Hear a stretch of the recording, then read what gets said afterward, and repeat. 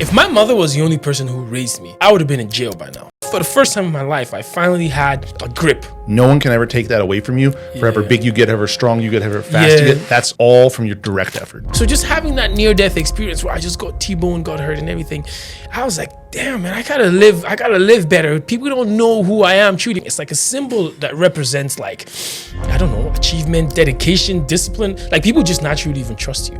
What it is that we're in a society now where, especially in Western society, everything's handed to us. Everything's easy. We have created these systems, and these problems are arising because everything is so easy. Human beings need struggle. And the trauma was crazy because my mother, the time she passed, the last conversation was an argument. Till today, some days I still cry because it caught me to a point where I was so desensitized. I don't face emotions head on anymore.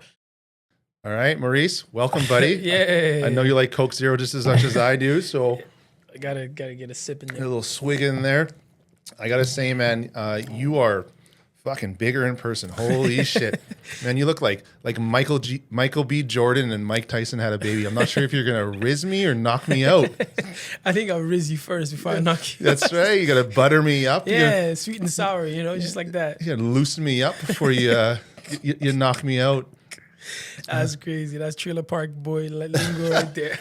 You are a very good looking man, though. You dress real nice. The ring, the hat, you got the full outfit. You got the boots on. You strolled in here and you stole my attention. And we had a lady out there too. And I saw her looking out of the corner of her eye. She's like, "Who's this?" Big, tall drink of water walking in. Yeah, you always gotta. You don't get a second chance for first impression, right? So you always gotta make sure, like, hitting the nail on the head once you meet people the first time, Yeah, I couldn't agree more. I did bartending for a long time and always had to make sure it was like you're going in prim and you're proper and you look nice and your hair's done and your shirt's pressed, because for those people, they're coming up to, they want to buy alcohol off you and you want to look good. If you look like a slob, they're going to go to the next one and you're losing out on tips that way. And it's the same in life, you know what I mean? Yeah. How long you bartend for? Oh, geez. I was off and on for probably 10 years. 10 years. That's crazy. I actually have it's on my bucket list. It's one of the jobs I want to do. I want to bartend. Get a lot of tips from the ladies, like stuff like that. You would succeed, man. Bartending comes down to two things: personality and then pouring drinks. And if you can mix Coke with rum, you're there, man. You're selling. Yeah. I think I can, mostly for the tips and mostly for just bucket lists. It's not just because I need a job. I just want to do it for the experience of it. You wouldn't even need the tips, man. My tip to you would just be keep doing what you're doing, and that's going to bring you in way more money than bartending, and you're going to live a better lifestyle for that. True. The hours you have vision. You have vision there. You used to do like what, 8 hours, 10 hours, 12? Typically, when I did most of my stuff, I would do is like the night shift. You know what I mean? So sometimes if you're working in the club, you'd start at like 9 or 10, and then you're there till, I don't know, 2 or 3, 4, 5 in the morning, depending how busy it was. So 5, 6 hours. Yeah. Mm-hmm. That's cra'd how'd you get into that? I am a go-getter through and through. Mm-hmm. So I was like 25, I think 24. Yeah. And my girlfriend at the time was looking for a job. So there was an open posting on like Kijiji. Yeah. And you just send them an email, and then, no, you didn't even send an email. You just showed up. They did it at like some banquet hall. You show up with your resume and you're like, "Hey, I want to get interviewed." So I show up with the resume and they're like, "Okay, go over here." So I start getting interviewed by a guy, and it's the head chef. Oh, wow. And then I stopped him and I was like, "No, I don't want to work in the kitchen." And he's like, he's kind of confused, and he calls one of the other managers over. He's like, "Doesn't work in the kitchen." She looks at me, looks at my resume. She's like, "You don't have any experience." I'm like, "I'm going to bartend." And she's like, No, you got to start. I'm like, no. I'm like, interview for bartending, or I don't want to work in the kitchen. I'm not going to. So interviews me for bartending, and they used to call it charm. They used to, now they call it the Riz. So I'm dating myself a bit here. Yeah. Killed it there. Had a second interview with the owner of the place. It was in town here. It was Carlos O'Brien's when it was first opening up. Oh, the one where they wear the sailors. Oh, yeah. The kilt. Yeah. So a second interview with him. And he ran me through it, and I must have impressed him. And everyone else said, "Don't hire that guy." Wow. No experience. I'm young. I I used to say, like, don't confuse my confidence for cockiness. So I was pretty cocky. Yeah. So I go in, and a smart guy, I'm going to business school. I know that they're going to overhire so that then they can trim the fat and keep the best. Yeah. So for anyone that's ever or hasn't been to a Carlos or Kelly O'Brien's, they have a drink menu, and at the time there must have been 140 drinks in it. So what I did is I took flashcards. On the front, I wrote the name of the drink. On the back, I wrote the ingredients in the order that you're supposed to pour them in, and I memorized every single drink. Within 2 months, when they trimmed the fat, I was the best, just straight up bartender there. That's 140 drinks on the menu, and you have to know all of them. A lot of the people would just like, I want to order electric blue lemonade or a leprechaun urine sample. So they would just open it up and they'd do it. I knew it all by heart. I knew I had to impress. I had no experience. I would come in to learn how to use the POSI, the point of sale system, hours before my shift just to get extra training on it. So I was the fastest on there. I'm really good at math, so like the change was really easy for me. Yeah. And you'll appreciate this. Excuse me. So when it came to speaking to people in authority and to speaking to just girls and women in general, I had no confidence. I was bumbling idiot. I would go to the bars and try and talk to girls, and didn't work out. So I just ended up drinking more. But from bartending, everyone's coming up and I'm the guy. Yeah. They all want to see me. And then after a month or two of that, and all the servers were all drop dead gorgeous, and they're talking with me like I'm a normal person, or like I'm one of them. And then I realized everyone else is just a normal person. Yeah. They just want a little bit of attention as well. And I can talk to, and since then, go up to anyone, man. I could talk to anyone after that. Yeah. It's like, I always, because part of the coaching that I do with people, right? I always give them this advice. They're like, oh, I can't talk to, especially girls. I can't talk to girls. I can't talk to this. I'm like, what do you do when you have a math test? You study for it. You practice. Every time you practice, it becomes second knowledge, right? So just like in your case, you didn't know how to talk to people, probably didn't even know how to talk to women, most especially. But over time, you do it. You realize it's like second nature now, and then you just get better at it naturally from practicing, right? So, yeah, it kind of proves my point a bit better. But yeah, it's like you said, human beings always need attention. Everybody has problems. As long as you can connect with them one way or the other, bridge connected, you know? Yeah. And as I bartended for longer, I was able to make more of those connections and pick up on things. I had a really great mentor when I was there, and he's like, these are the 3 things you need to know to succeed for bartending. Yeah. First thing is, regular walks in. First thing you need to remember is their name. Second thing you need to remember is their drink. I don't even know if there was a third thing. I think it was just their name and then their drink. Yeah. And then as they're coming in, you know they're always going to order a Budweiser. You got it popped as they walk by. It's in their hand before they're even at their favorite seat. Wow. That's so. You ever had people share? What's the craziest? Because one thing with bartending is people are always going to tell you sob stories every time. What's the craziest one you ever heard? Like someone crying to me? Oh man. I'll come back to the sob story, but I'll tell you a crazy fucking story. Yeah, let's hear it. So I'm bartending, managing, and then the girls come up to me and they're like, you got to go to the men's washroom. And I was like, oh, fuck. I'm like, what is it? They're like, they couldn't even tell me. They were just doing a washroom check. Yeah. So I go into the men's washroom, and there's this guy, and he's absolutely fucking hammered. He sat down on the toilet, and he started shitting, and he passed out, and he fell forward, and his head was propped up like a tripod, but he kept shitting. So it went up and over, all down his back and all over the floor. And I walk in there, I'm like, what the fuck?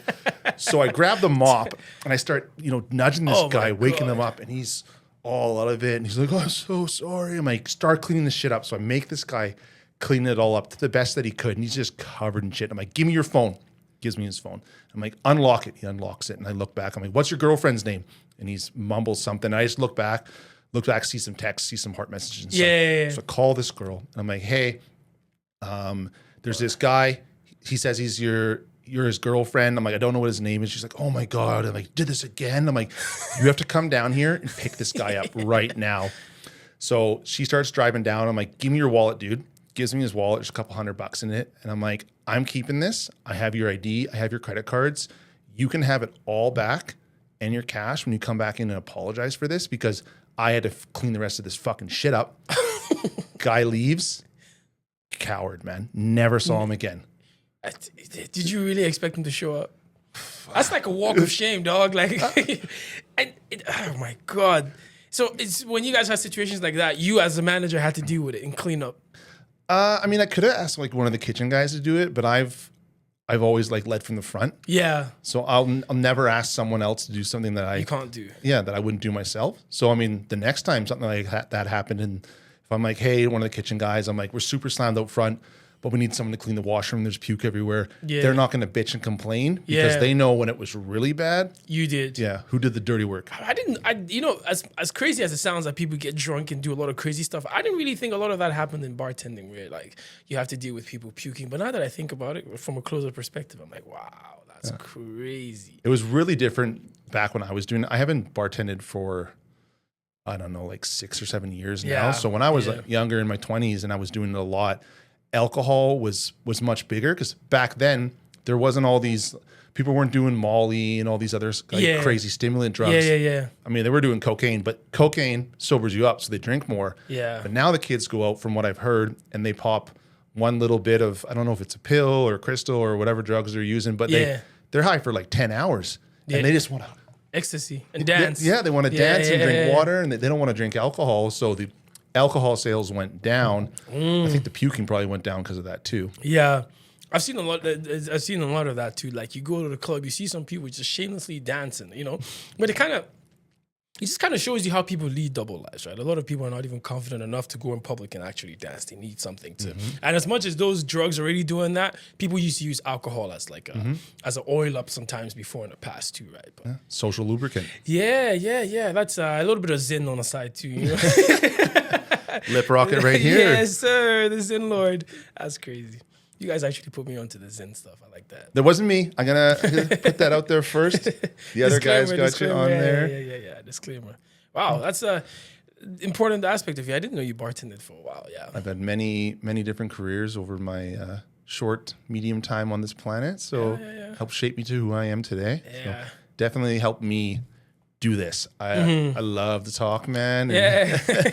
So it's kind of a natural progression, I guess. Yeah, you're a very fun guy. I gotta say, first off, like, dude, the first time I'd seen you, I'm like, I know I haven't seen you in a while. I seen you, I'm like, dude, this guy looks bigger in person, dog. The biceps are popping, the triceps look huge. I'm like, okay, yeah, but like cameras do these things where they don't do much justice. Same thing with me. But I seen you, I'm like, okay, this guy's huge. Well, the camera puts on like 10 pounds and not the good way. Yeah. It depends on how it depends on how you have the lighting, obviously, right? So there's that. Yeah, the angles and everything. Yeah, that's cool. So, that's cool. I'm trying to lose some weight right now, though. Well, how much weight are you trying to lose? I don't know, like specifically about a number. I don't think people should push towards a number unless they're in a bodybuilding competition or they're in like a fighting like a MMA or boxing and stuff, and they have to be a certain weight for a weight class. Yeah, I think. It's better for you mentally that you don't have this magic number in mind because you could get to. So I'm 223 now. I started at 238 when I started cutting. You carry it 223. Man. You look like you're like 240. I'm not even because you're what 6'3". I'm just under 6'3". Yeah, we'll call it 6'2.5". So I'm just buried. Yeah. Wow. Yeah, you still carry the shoes. I've always been blessed, man. Like people are like, how do I get shoulders like that? And I was like, honestly, I don't really hit shoulders. I do some chest, like I do some tricep exercises and stuff. But for me, it was some side raises. But I swear, I look at the weights for shoulders and they would start to grow. But then for my chest, it didn't matter what I did, man. Like I had to hit my chest harder than anything else. But my shoulders were just like, you know what? You could take a rest day and we're still gonna grow. And I was like, all right. So it's a genetics thing, right? Are you European by any chance? Yeah. Like Danish, like no. Viking? I got the Viking tattoos, but I noticed that. No. That's why I asked. Dad's side of the family is from Ireland. Mom's side of the family from Scottish. I didn't take you for a wee little Irish boy. Well, I get the big genes from my grandpa. Rest his soul. Yeah, I think he was 6'6". Wow. And then grandpa, my grandma was short. She was like, I don't know, like 5'8". Yeah. Grandpa has 5 daughters. Shortest of them is 5'10". My mom, maybe 5'9". I think 5'10". Yeah. My mom likes to say she's 5'12". She's 6 foot. 5 daughters have 13 grandkids. Yeah. I got cousin who's, I think he's 6'7". Mm-hmm. He played professional lacrosse down in Seattle. Okay. I've got another cousin. I think she's 6 foot. She played center in either Idaho or Utah for basketball. Yeah. I think of all the cousins, I'm at over 6'2". I'm like in the middle or like just below the middle. I think there's like 7 of them that are taller than me. Wow. We're all big genes. That's man. big. That's big family genes. Yeah, right there. we could feel the football team, man. Like, wow, that's crazy. I mean, you're not a small guy either. Yeah, same thing. Family genes. From my father. I would, to be honest, I wouldn't even, because my mother's pretty tall. But naturally, women technically always have a smaller frame compared to the men. But compared to my father, mother's really tall. She's like 5'11", 5-ish tall. My father's pretty tall too. And all these brothers, my father has 8 brothers. It comes from a family. My grandmother has one mother, 10 kids. And 9 of them are boys and 1 of them is a girl, and she's like the 4th child, just right in the middle right there. And all of them are there's nobody in my family who's less than 6 feet tall. My sisters are, just long. I've had, just like you, family members that have played sports. I've played sports. So it's almost like our household has been like the cherry pick for like genetics and like stuff like that. So yeah, even with the gym, I never quite do as much as other people have to do because I don't know, just genetically blessed. So yeah, there is that. I think with the genetically blessed though is you got the guys that go in the gym and they see those newbie gains. Yeah. And then you get addicted to that, right? But if you've got the genetics on top of that, that kind of continues, and that you see it in the mirror, you see the changes, especially when you're younger. Yeah. And you're starting to actually put on some muscle, and you're seeing some shoulders growth, and your back's getting bigger, and then you get more into the gym. It just starts to compound. Yeah, and the gains just keep coming. And that's funny enough. I played football, and that's how I actually got into football. So I'd always been a soccer player all my life. When I was younger, I was really good at it. Because I remember there was a time where we lived in England, and there was some teams that really wanted me to stay behind. But I'm my father's only son, so it's like, nah, you guys aren't taking my only son from me. So, but all through the years of playing soccer as a teenager, as a young kid, the coaches always had to make me cut weight before the season started. Oh, you need to lose weight. Oh, you need to lose weight. But technically, I wasn't big. I don't know if you've heard of soccer players like Ibrahimovic. These guys are like 6'6", just naturally have a big frame, just like you do. So every soccer season, I had to find myself cutting weight. So when I came to TRU, I was going to play for the soccer team. So I got with the coach, talked with the coach. He let me on. He put me on the team. I played for the PCSL season. Played a couple games, was good. But then he said, you need to lose 25 pounds. I'm like, dude, I've lived my whole life with this thing chasing me. And, was I big? Maybe. Was I not big? I don't know. So I said to myself, I'm like, I need to get a hold of this thing. So that was one of my first time stepping into a gym because the John Antulov was like, you need to lose 25 pounds and then I'll sign you. So I'm like, okay, I got to lose 25 pounds. So I go in the gym. And I kid you not, in like a month to 2, I get jacked because it was just like all I had to do was just think about weightlifting. Now I look back at some of the stuff I was doing and I wasn't even doing stuff properly, but like all I had to do was just think about it. Next thing you know, my shoulders were popping. So then one day, John Antulov was, strolling through the gym because they share the same facility, and he sees me. I was just shredded, but I was lean. He's like, dude, I want you back on the team. I'm like, nah, I can't do this anymore because for the first time in my life, I finally was able to have control over that body, which I did. Because I'm not going to lie, during my younger years, I was always sort of like, I don't want to say depressed was the word, but I was even in high school, because I'm from Nigeria, right? And in our high schools back there, we don't wear stuff like this at school. We wear school uniforms. So every new semester, I needed a new school uniform because I would grow out of it every time. And my mom, would nag me to death, like, kid, you got to stop growing. You got to stop growing. So, and my friends would always make fun of me because every time I showed up to school, I had a new school uniform. Like, oh, here he goes with a new. I did just, so for the first time in my life, I finally had a grip on who I was and what I looked like. And I started to understand that I wasn't necessarily obese or anything, but I just had the genetics to just, I don't know, not be a regular sized person. And that was the start of it all. So I said to John, sorry, buddy, I don't want to play soccer anymore because soccer is a smaller guy fit game. You can't be a certain size to play. And it wasn't too long after that, a football coach seen me, Vanky. I was still playing soccer. I said, just my shirt off. And he comes to me. He's like, you play football? I'm like, no, I don't. But I have a cousin who plays in the NFL though. So, I played a little bit when I was younger. So he comes to me, he's like, "You play football?" I'm like, "No." He's like, "I could do a lot with you." So he starts training me over the summer. First game, I go and I break a Canadian record. I didn't even know what to do. I didn't even know what I was doing. Monkey see ball, monkey chase ball. I just knew I was just gonna take guys out of the way and just mount on them. But that was the whole backstory with just genetics. The thing just chased me my whole life. And so now I'm happier because now I have a control over who I am, right? So speaking of chasing, do you feel that being in school and being essentially teased for growing genetically and being bigger, did that help fuel you as you were going into the gym and you knew that, back home you were teased about growing? Yeah. And then now you're finally finding kind of an outlet for that and you're being celebrated for it. Yeah. Funny enough, it was so bad I had a nickname. So in my tribal language, he used to call me, there's this famous Nigerian actor. He's dead now, rest his soul, but his name is Mr. Ibu. So Mr. IBU. So why they gave him that name is he's really big. Big guts, big bums, just shaped like a freaking, whatever. But the name of Mr. Ibu is Mr. Load. So like somebody carrying a heavy load around all the time. So they gave me that nickname too. It drove me crazy. I'm like, dude, are you kidding me? Like, am I that big, dog? But it was like, my peers, I was always this big, broad shoulders, broad everything. So it's even when I started working out, it's not much difference between what I look like now and what I did when I started working out. It's just now I'm just more fleshy, but the structure was there. So I wouldn't say it got me depressed growing up because I was a very confident kid. But you just had that constant worry where you felt out of place with everything. Do you know what I mean? You can't fit certain things. From a young age, I had to wear certain size clothes. You know what I mean? I couldn't. Sometimes you'd go for a sleepover and your cousin's clothes wouldn't fit. There's just stuff like that just drove me crazy. But growing up and finally understanding that it was a blessing as opposed to a curse was like so it doesn't matter what I do in my life today. I can't stop like working out or being physical because it's an escape. Yeah. What I love most about the gym is it's like the one place where no one can ever take away what you've done. Yeah.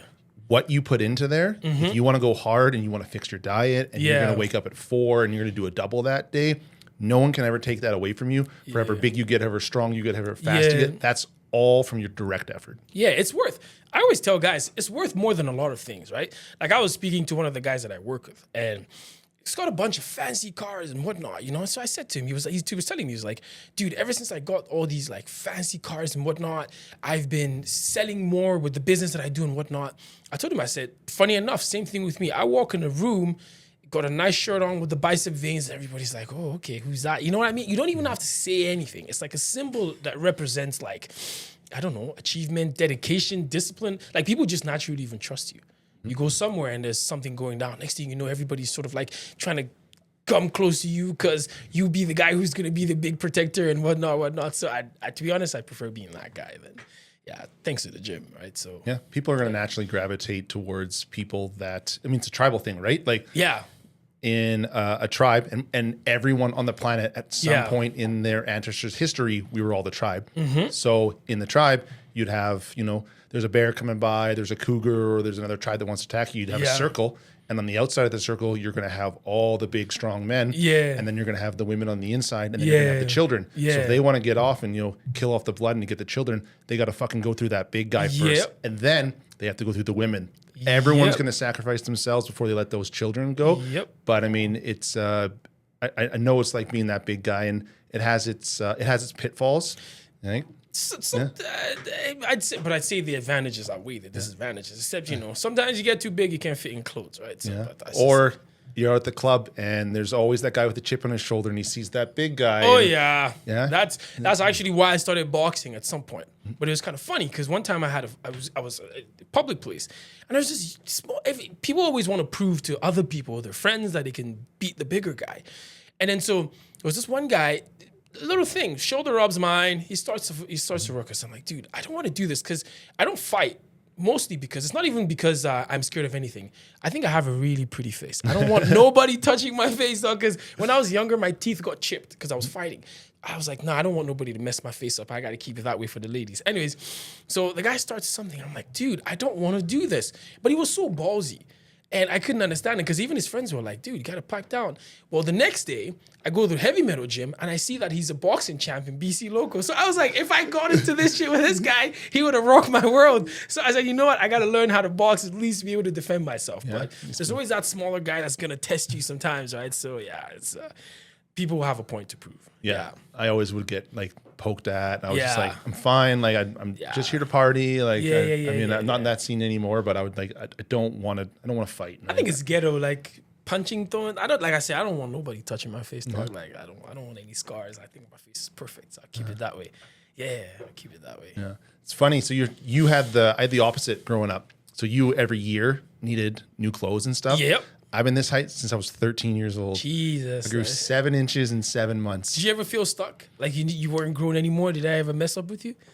I think my body was so confused because it grew so fast. My dad used to say I couldn't tell my ass from a hole in the ground. So, but I'd be out there. I grew up playing soccer as well, and I looked like a baby deer when they first come out and their legs are all flopping over the place. Yeah, with your shorts. Oh, so uncoordinated, man. Go ahead. Did it cause you any physical pain growing up that fast, that quick? When I get really tanned on my back, you can see the stretch marks. Oh. And for probably close to a decade before I finally like started to fill out, I had these all up and down. It looked like tiger stripes, big purple ones, and they faded quite a bit now, but they come out a bit because they don't tan quite the same when I'm in the sun. Yeah. So, but yeah, I mean, I think it was always pretty cool being that young and being up above everyone else. And I was lucky though with the group of friends that I grew up with. There was a bunch of us from that age that were all 6 foot plus. Yeah, just big guys. I think the human race is growing generally taller. Before we would be giants amongst you know,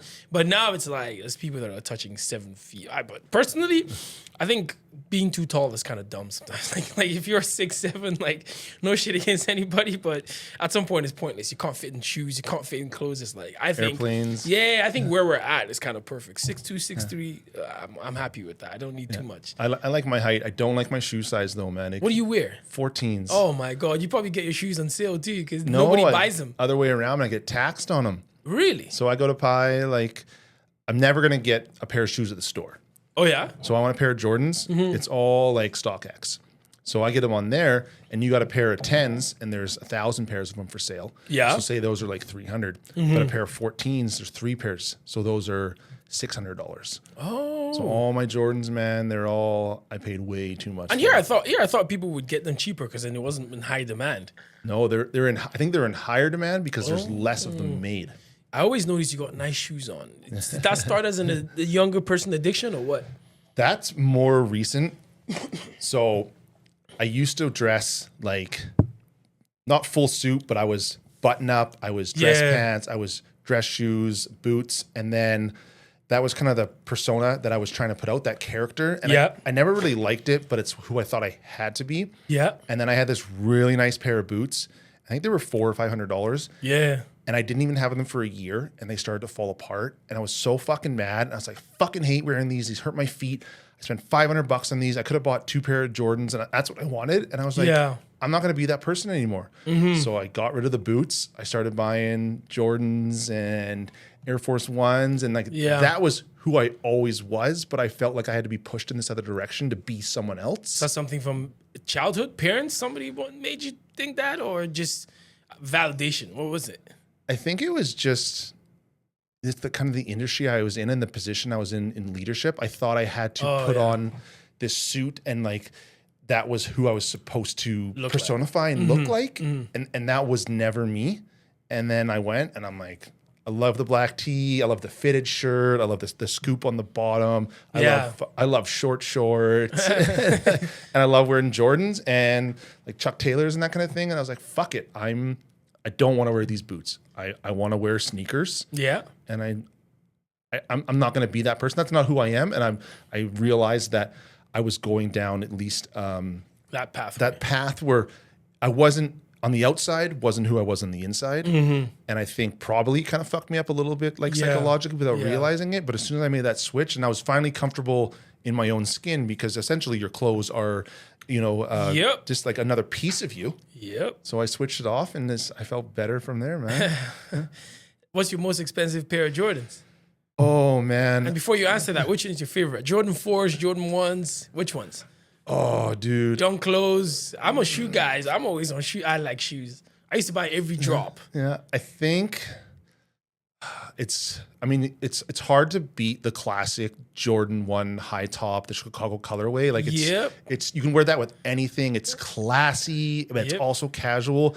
But then growing up in like a snowboarding, like skateboarding culture, that's like where I was from. That's what everyone did. And I tried skateboarding, sucked at it. I snowboarded, I had a lot of fun, I sucked at it. But I grew up wearing skate shoes. Okay. Right? And the skate shoes, I got Jordan 4s on right now. I've seen. Yeah, the Craft Ivories. So these are more like a skate shoe, you know what I mean? But they're much nicer than that. So I think Aren't Dunk lows more skate shoes than Jordan 4s? Yeah. Dunk lows are more like the skate shoe now. Yeah. But old school skate shoes were Jordan 4s. Big tongues on them, big sole, like wide, like the old school, like Etnies, like Chet 4. I don't know if you know what that is, but it looks like a Jordan 4. Oh, okay. So, but if I had to choose an actual favorite shoe that I don't own is, and it'll be the next pair that I buy, and I want the Jordan. Oh, is it the Jordan 1 low or is it the? No, it's the Dunk, but it's the Chicago colorway. Yeah. I was gonna say that because I'm the same thing, but I want the high top one, the Chicago Reds. Yeah, I remember I had in 2022 December. I was over at my sister's for Christmas, and so I just bought the Gorge Greens. They just dropped. And so I wanted to check out the Chicago Reds. And my sister was like, no, don't buy that. They were on Foot Locker for like legit $200 when they dropped. And I was like, oh, I got to buy this because it was in sale. It was a Christmas sale. She's like, no, I don't buy it. It doesn't look good. I regret it till this day because I didn't check it out. They went up, now we're talking about $1,000 if you can find them. And then later the Spider-Mans came out, but I don't like that. The Across the Universe one with the little bit of sparkle on it. I don't like that one as much as the Chicago Reds. What about the Lost and Founds? They're pretty good. They're similar to the Chicago Reds. You know what I mean? They're pretty good. But again, it's like the amount of price they have these things on, because you can't get them on Foot Locker. No. The bots are going to like get them before they drop. Or they're backdoored. Oh my God. The price you pay on StockX for those things, sometimes I think I'm like, as much as I like shoes, I don't think I want to pay $700 plus shipping for a pair of shoes that I'm not going to wear, because that's the thing about being a shoe head, right? Yeah. You buy them, you leave them on the box, wear them once, clean them, put it back. So I'm like, I gotta rethink this, you know what I mean? I actually just sold a bunch of my pairs. I didn't want to part with them, but I was never gonna wear them, and I think shoes should be worn. Yeah, like I'll get a pair. So I'm wearing the Craft Ivories today, and because the weather's really nice because they're white, I want to keep them fresh. But I would have a shoe and I wouldn't wear it for months. Yeah, and then I would like put it on, wear it when it's nice out. Yeah, and then slowly over time, I would start to wear that shoe. Excuse me. I'm sure you as well. I've got pairs that I never even tried them on in the house. I just looked at them. They're still dead stock, you know what I mean? Yeah. But I think shoes should be worn. So I had some pairs that I probably worn 4 or 5 times, and they just didn't click with me. And I was like, you know what? I'm gonna sell these at a loss to some dude that's got big feet like me that can't find shoes. Let him enjoy them. Let those shoes be what they were made to be worn, to be seen, man. Yeah. Ever since my surgery recently, every piece of clothing that I have tons of clothes, tons of shoes. And it comes from a place. So I'll tell you a short story. When I was young, my father is a successful businessman, still is till now. But he was one of those people in society that everybody would look up to, like, oh, that's the guy.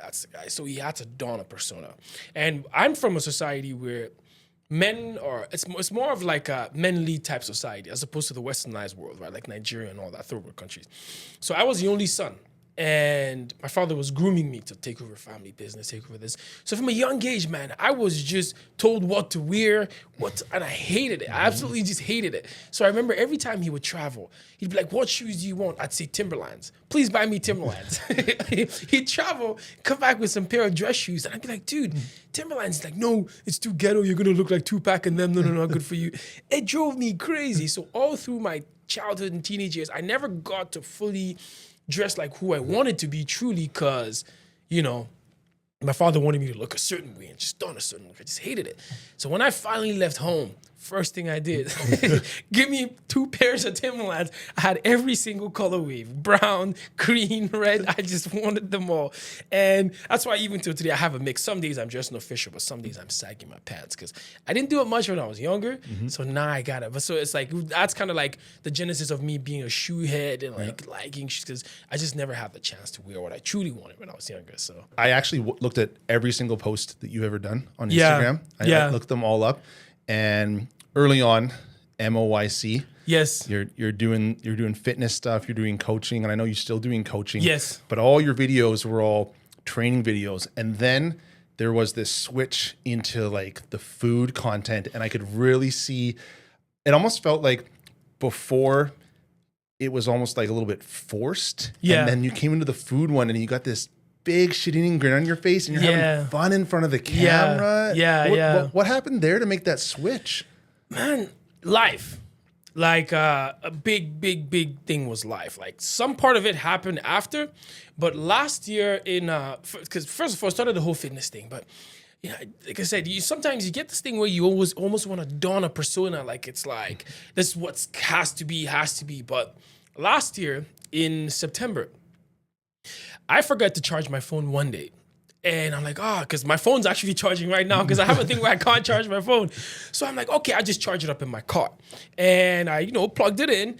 And I was like, but because I was going to the gym and I needed my phone to charge a little bit, I'm like, I'll take the longer way to the gym just to give my phone a little bit more time to charge. I kid you not, 1 minute away from my house, just trying to take the longer way, I get T-boned. Bam! Yeah, and then that was like the 6 months after I bought the car that I was driving at the time. So I get T-boned really good. Bam, and some lady, she had surgery. She didn't even have been driving. She had a cast on her leg, still had morphine in the system. But you always see movies and you see people get stuck, almost getting hit. You're like, move. I watched for like 5-10 seconds, this lady coming at me. I froze at the wheel. But in that moment, the one thing I kept thinking in my head, I'm like, God, if you give me another chance at life, I'm going to do this better. So she slammed me so hard, hit my head on the other side. In fact, even messed up some parts of my spine, concussion, everything. Blacked out for a while. But when I got up, I had to touch myself. I was like, oh, I'm alive. Do you know what I mean? I just had noises in my head. I couldn't see anything. There was cobs, anything. But I had to go to the hospital. I had some concussions, like I said, messed up my spine. But just then, I was like, dude, I could have just gone my whole lifetime not being my true self, and I was almost just killed. So just having that near-death experience where I just got T-boned, got hurt and everything, I was like, damn, man, I gotta live better. People don't know who I am truly, because when I was younger, I did acting school. I was one of those jack of all trades. Like I was a singer when I was younger too. Like I was part of like my uncle's record label because my uncle was a famous singer in Nigeria. So he had a record label, and we used to have all these artists come back home. I played sports, I played soccer, played football, played everything. So acting school, I'm like a jack. I could do anything right now, jack of all trades. I'm one of those guys that's just good at anything. So I'm like, people would not get the chance to see this part of me if I don't show it to them. So that near-death experience, I was like, screw this. Somebody gave me an apron. so I got an apron. I'm like, I have to cook, but I don't want to be a Gordon Ramsay. I don't want to be a straight guy. Who am I when I cook?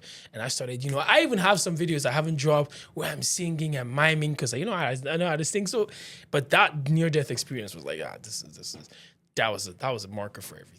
It makes you look back at what you've done, and you're saying like you weren't being who you were supposed to be. Yes, and it even got worse recently.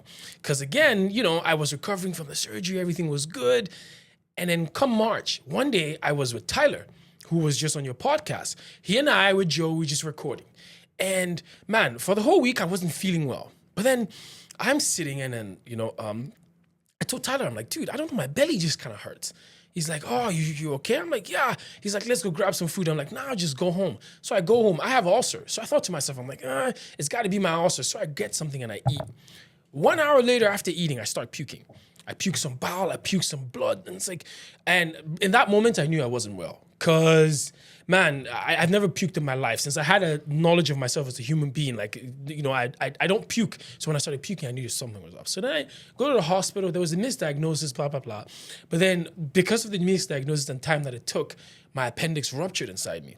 and it spent like 15 hours inside me. So the whole thing got septic. It got into my lungs, collapsed my lungs, went into my bladder, went into my stomach, like just literally messed me up. By the time they did surgery, it was almost too late. Almost lost my life. Doctors didn't even think I was going to survive. So after that, I spent like 4 to 5 weeks in the hospital, just recuperating, learning how to walk again, because my body went septic, almost like half dead. But in that moment, I was just in the hospital. I spent 5 weeks. I'd never been that mentally tested in my life. Because you always say to yourself, you're a physical, strong man. But there's some battles that you fight in here. It's like it tests you. So just being there in the hospital, no TV, no nothing. You're just staring at a wall. Man, I had days where the nurses would just strip me down in the hallway because I needed my robes changed. Nobody has time. There's no privacy in the hospital, right? Hand over my crotch. Do you know what I mean? I couldn't walk. I'm getting pushed in a wheelchair. And even I went like a week and a half, I couldn't go to the bathroom. Every time I had to use the bathroom, I puked from my mouth because I had so much inflammation and everything from my belly. Nothing was going anywhere. So everything was coming up this way. I was in the hospital and then it just hit me. I was like, despite the fact that I had a near-death experience in September last year, this was worse because the doctors didn't even think I was going to make it out. They were like, yeah, my family was already packing it up. But I just sat there in that moment. I'm like, dude, I think I needed this because I've not lived in my entire life. Everything I've done, I've just, from the time I was young, everything, it's like, what are people going to think about me? What are people going to say about me? And that's why even now, you might notice that I'm doing some dating content and whatnot. These are things that I've always done. I'm naturally like lubricant with women. I'm good with women. And for years, I've always helped guys. I've coached guys. I've helped people get relationships better, even some close people that you know. So for the longest time, Tyler has been convincing me, he's like, oh, you got to do relationship dating. Because he told you the story of how, we got him back on track. And so for the longest time, he was like, you got to do this, you got to do this. I'm like, I don't know how people are going to see me. I'm that fitness guy. I don't want to ruin the image. The next day I get out from the hospital, I call Tyler. I'm like, buddy, we're doing relationship dating. He's like, yes, we're doing it. So for me, I think I'm at a point in life where now I'm free. But I had to get to the edge of life where I was blacked out. Nothing was going on. It was just darkness, oxygen mask, couldn't breathe, nothing. And then I realized, like, there's nothing. I was in the hospital and my neighbor sent me a message just like, hey, Wi-Fi bill's due. So it's like, even when life's kicking you in the butt, it's still going on and expecting you to show up to the things you're supposed to do. And then it just dawned on me. I'm like, dude, so the one thing I came out of that hospital was with freedom.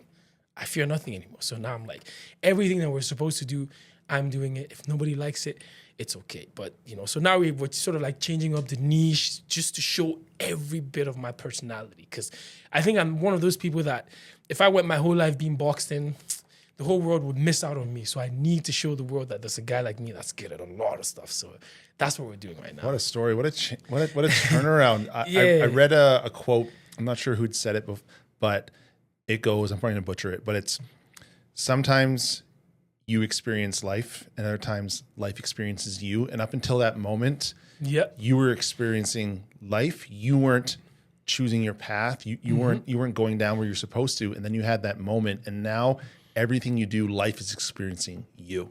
That's control. That's where I'm at now. Every day I wake, and that's why you see me. It doesn't matter where I'm going. Even if I'm going to the grocery store to buy something, I'm putting on my best outfit because I can get run over by the roadside. I've had these experiences lately, my best shoes, my best clothes, I'm wearing them.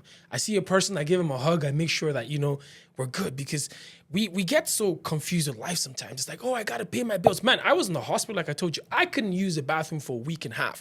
There were days I would pray to God, like, God, please let me go to the bathroom. Nothing mattered in the world. No bills, no nothing mattered. I just had to go to the bathroom and take a dump because I was puking through my mouth and I was fed up with it. Then the doctor shows up. He's like, oh, I got a solution for you. I'm like, what is it? It's like, oh, I'm going to put a hand glove on and stick my ass up here. And I'm like, if anybody comes close to me in this place, I will take the IVs on me and I'll strangle you to death because I ain't having that happen to me. But just being in that situation where I was worried about tiny things I never thought, man, it gets worse because when I started having bowel movement, I would poop myself on bed.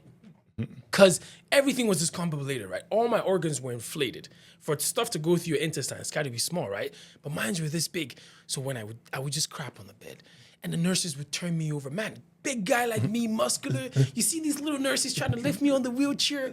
Oh my God, I was so ashamed. I don't want to go to the hospital anymore. But I came out of the hospital with freedom. And I'm never going to not live anymore. I thank, as much as it was a traumatic experience, all the pain, I go on my knees every day. Even now I go to church like 3 times a week. Because I was living for a long time. I didn't know God.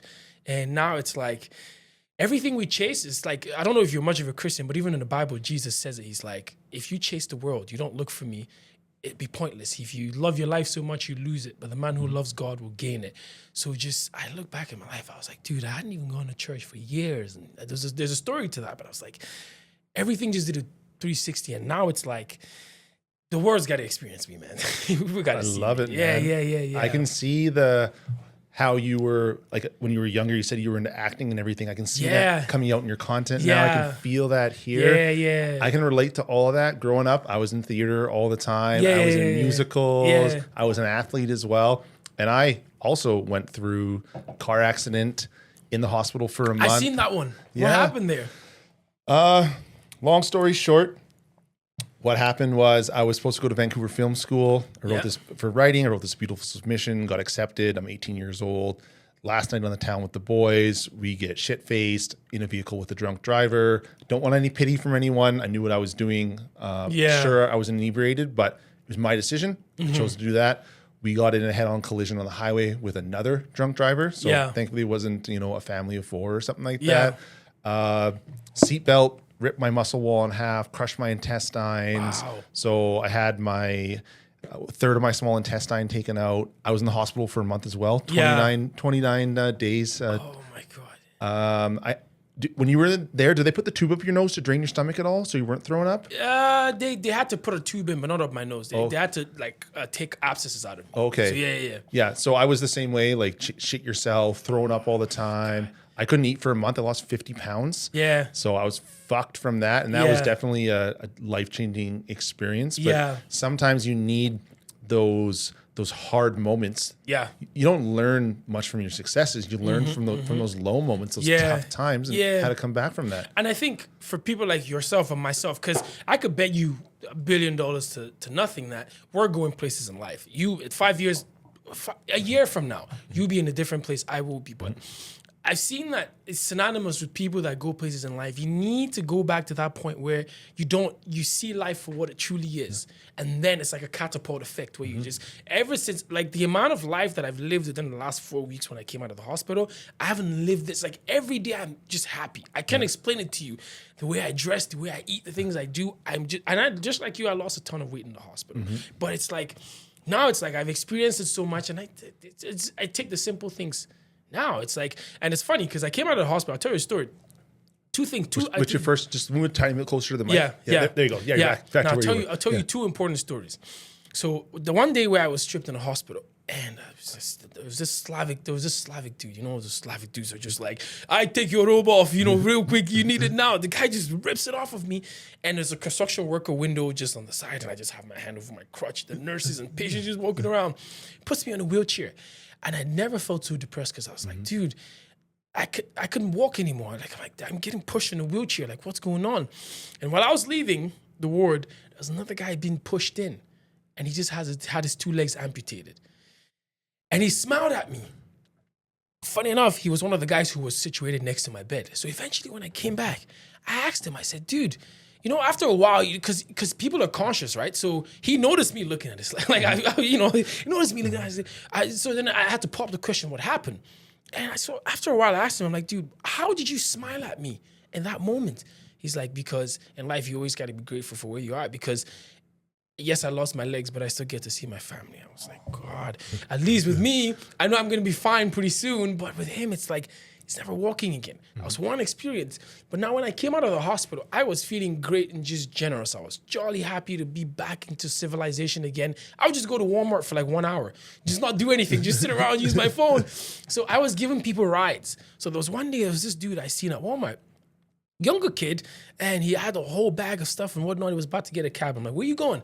He's like, I'm going home. I'm like, I'll drop you. He's like, I don't know you, you're a stranger. I'm like, dude, I just came out of the hospital right now. I'm feeling good. Hop in, let's go for a ride, sweetheart. So he comes in the car and he's sitting in the car, and the next thing you know, he's gloomy.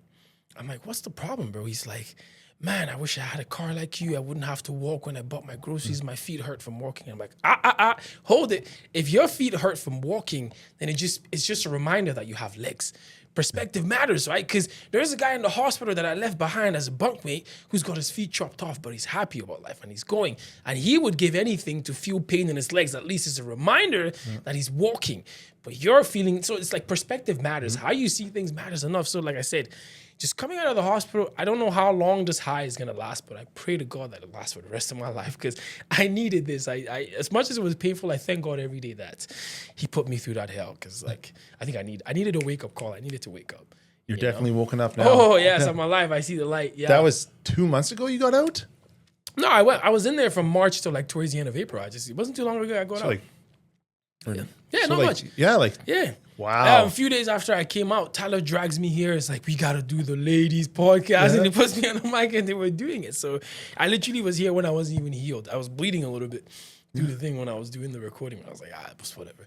That's why I was away from social media for the time I wasn't posting. And if you notice, I lost some weight too. So it's like whole backstory to it. Still a big motherfucker, man. Still, man, it had some residue to let go. So I was like, all right, charge it to the game, you know? Yeah, one of the things I have been wondering from looking at your content is where did the Nigerian cowboy come from? Oh, that's a very funny story. So I was looking for an apron one day. I was at Michael's. And so Tyler was like, we got to get you an apron, but we need something white. Cause, I had a bunch of like checkered aprons and they would steal away from the attention of the food too. It's like kitchen shots, we need white aprons. So I go to Michael's and I'm buying aprons. And he's like, we also need a chef's hat. I'm like, dude, I have a cooking show, but I'm trying to be me here, dog. Mm-hmm. I can't wear a chef's hat. I look funny in it. So I'm like, dude, we got to come up with something. I was even going to put a do-rag on. But then I'm shopping and then I see a cowboy hat at Michael's, like one of those paper ones. And I put it on. And I send a message to Tyler. I'm like, dude, what do you think about this? He's like, yes, do it. So I got the paper ones. They weren't even real, but I did the first few recordings with them. And I think I had a line where I was like, if your daddy didn't teach you how to cook, I will. And all people were just raving about it, like cowboy. And then there was so much traction from it. My YouTube was popping off. I was getting people from like Myanmar, countries that I probably would never be in my life. Like, love from Siberia and stuff like that. They're like, I love your content, cowboy. It was starting to stick. And this was before I got sick. Like my YouTube was doing like 10K plus views a day. It was one of the things that really got me depressed when I was sick because I was on a roll and I felt like we were about to pop off. So when I got sick, I was really depressed. But Tyler was like, dude, okay, we got to keep this cowboy stuff. So I said, okay, we'll keep it. Because he basically like manages me. I'm like, okay, we'll keep it. And then he's like, dude, as much as people are enjoying this cowboy stuff, we got to start making it real. So the next thing you know, we're looking for a barn. So I start going to the barn, start taking horse riding lessons. Man, I'm actually donning the look. We're not even shout out to Anna. So, she's teaching me like horse riding lessons and feeding the horses, brushing them up. Cause I'm like, I don't want to just be that guy that's a cowboy behind the camera. I need to understand certain stuff about horses. I need to know them. I need to don the life. In fact, even yesterday, we were at a barn for like 3 hours and we're shooting like cowboy content. But it's like, so now we're fully like getting into it. I go for horse riding lessons every Saturday, weekends and everything. So yeah, it's going to become an actual thing now, Walk the walk, talk the talk. Yeah, it's branding. Like I go around town now and there's people that don't even know what I do, but they're just like, that's that cowboy. And it's a bit unorthodox, right? Like demographic wise, I'm a black dude. You never see much black dudes doing cowboy stuff, right? You know what I mean? So it sticks every time people see it. It's like, there's a black man. He's a cowboy. It sticks every time. So we're like, we got to stick with it because ain't nobody ever done it before. So that's we're keeping that forever. I love it, man. It's so original. And like when I saw your initial content and it felt you're lifting stuff. It's shot well. It's put together, but I've seen it before. Yes. And then I saw the first one for the Nigerian cowboy. And at the end, you're like, what did I call myself? The Nigerian cowboy. Yes. And then that was unique. And that's what grabbed my attention. Yes. And I was like, I gotta watch all these. We even like the new videos we have coming for the gym, I have cowboy hat on. Mm-hmm. Because like, it's like I said again, the near this experience, right? It's like people have, do you know what I mean? If you go on Instagram right now, there's thousands of people with their shirts off being trainers. There's thousands of people like, I can help you lose weight, I can help you do that. But there's no differentiation. But with me, as much as I'm training people, like I said, I'm good at so many other things. And I can sell personality any day. So the cowboy stuff it's like a stamp on the wall. It just sticks. And so with that, we can create so much more. We're going to do even crazier stuff like vlogging, lifestyle, but we just gotta, the cowboy stuff's gotta stick a little bit. It's not going anywhere forever. Oh, it's sticking for sure, man. Yeah. It's you. It feels like you, man. Like you accepted that and you knew who you wanted to be and you're putting it out there and I love it. And that's exactly, and I've seen you too with the eye patches. What's going on? What's going on with that? War times? So Adrian and I talking a lot about like branding and that sort of thing. Yeah. And we've watched a lot of other creators like Dan Martell, and Dan Martell always wears the fucker in the blue shirt. Blue shirt. That's what we called him. Yeah. So originally we were gonna go with me, like forest kind of colors, like greens and stuff. Yeah. And then we're building out our studio. And then Adrian paints one of the fucking walls green. And I'm like, dude, I'm just being washed out. I can't wear green anymore. And I bought a bunch of green shit. I was like, fuck. I have so many black shirts. So I'm like, you know what? Yeah. All my running stuff before was mixed and mashed. And it was like, because I run ultras and I don't really care what I look like. But like, you know what? I'm going everything I wear for any sort of shoot. Yeah. Or on my runs myself, it's all black or white for my runs. Mm-hmm. And then in the studio, it's always the black shirt, hair done, shave every morning now. Yeah. I always had a beard. Big beard. I noticed. I remember. You just shave. Wow, shaved that it must off. have cost you something, Yeah, it cost me a few nights on the couch, I think. No, she was quite upset, but the women hate it. It's like, oh, why you take your beards off? I love the mustache. So it was the mustache, and then I used to have long hair, chop that off. I love the mullet. So it's all sort of, it is branding, but it's also who I feel like I am in here. Yeah. And then you brought up the eye black. Yeah. So what I'm doing is we're doing a new series, and it's You Should Quit, and I say outrageous fucking shit. So we haven't launched it on Instagram yet, but it's up on our TikTok. Yeah, TikTok is usually a testing ground for a lot of crazy stuff. Yeah. So the one we put out yesterday, I say something along the lines like, "You should quit trying to eat fucking healthy. McDonald's tastes better and it's cheaper anyways." And that one's going nuts. But I got the eye black on. Yeah. And I got the black shirt. I got the black hat. I wear a shirt that says "You should quit" on it. And I'm just trying to say outrageous shit because obviously I don't actually mean that. Who cares? That's the thing. And people know that too. Yeah. And the whole thing with like the You Should Quit podcast is You Should Quit came about because when you're doing a long distance for whatever it is, you could be your first 10K. Yeah. Somewhere along the lines, your subconscious is going to tell you to start to quit. Yeah. So what I tell to myself, it's my mantra. I tell myself from the start, you should quit, you should quit, you should quit. So by the time that my brain is telling me I should actually quit, I can't differentiate between me saying it and my brain saying it. Yeah. So I can keep going. Yeah. They did a study in, I think, 83 or 84, and they found that the human brain can't tell the difference between real and imagined experiences. Because you keep saying after a while, you start to believe it, right? Yeah. So, when I seen the eye patch thing, I'm like, what is this, Dave Goggins? Like, 4 times, let's go. Yeah, I put it on their eyes and I fade it down. Because you know what? I love, you see the baseball players and they got it, and you see the football players, and it reminds me of like the Maori from New Zealand, and they've got the face tattoos and they're doing the haka. And they're warriors. And I looked at them like, that's fucking badass. So I bought some and I threw it on, and Adrian's like, fuck yeah, let's go. So for all my negative, controversial, like in your face kind of stuff, I'm gonna have the eye black on. Yeah. And then any of the running stuff, it's always backwards hat. I love to wear hats. Positive here. Stuff. It's cleaner, but I'm rocking the fucking mustache now. I love it. And that's the thing about branding, right? It's got to be precise to you. Most guys actually, like, I've seen guys that branded in ways where they didn't like. And it's like they're forced to do it. With the eye patch, the minute I seen the eye patch on you, I'm like, okay, I can see what's going on here, right? It kind of sticks because I never seen nobody do it. There's lots of guys that run, but I've never seen the eye patch thing. Yeah. And it sticks and it sticks. But it's crazy that you guys are going on TikTok first. Why not Instagram? So I actually didn't even know it was on TikTok. Yeah. So Adrian's was like, hey, this one's performing really well. And I looked at it, I was like, oh, hey, that's like a couple thousand views in like 12 hours. Yeah. So what we're doing is we fell off like our posting schedule. Yeah. Because during the time after I got couldn't do MDS, I was kind of in a funk. Yeah. And then we went to Bali and filmed a ton there. And what we were doing is I wanted so badly. I love like Tyler and Adrian's like big cinematic shots. And I wanted my channel, my branding to be more about like epic wide shot running along the cliff. And I loved it. It looks so great. I thought other people want to see that perform like shit. Yeah. So then we took similar, almost exact same style of video, big shots. And I love the motivational stuff. So I'm going to get more into that.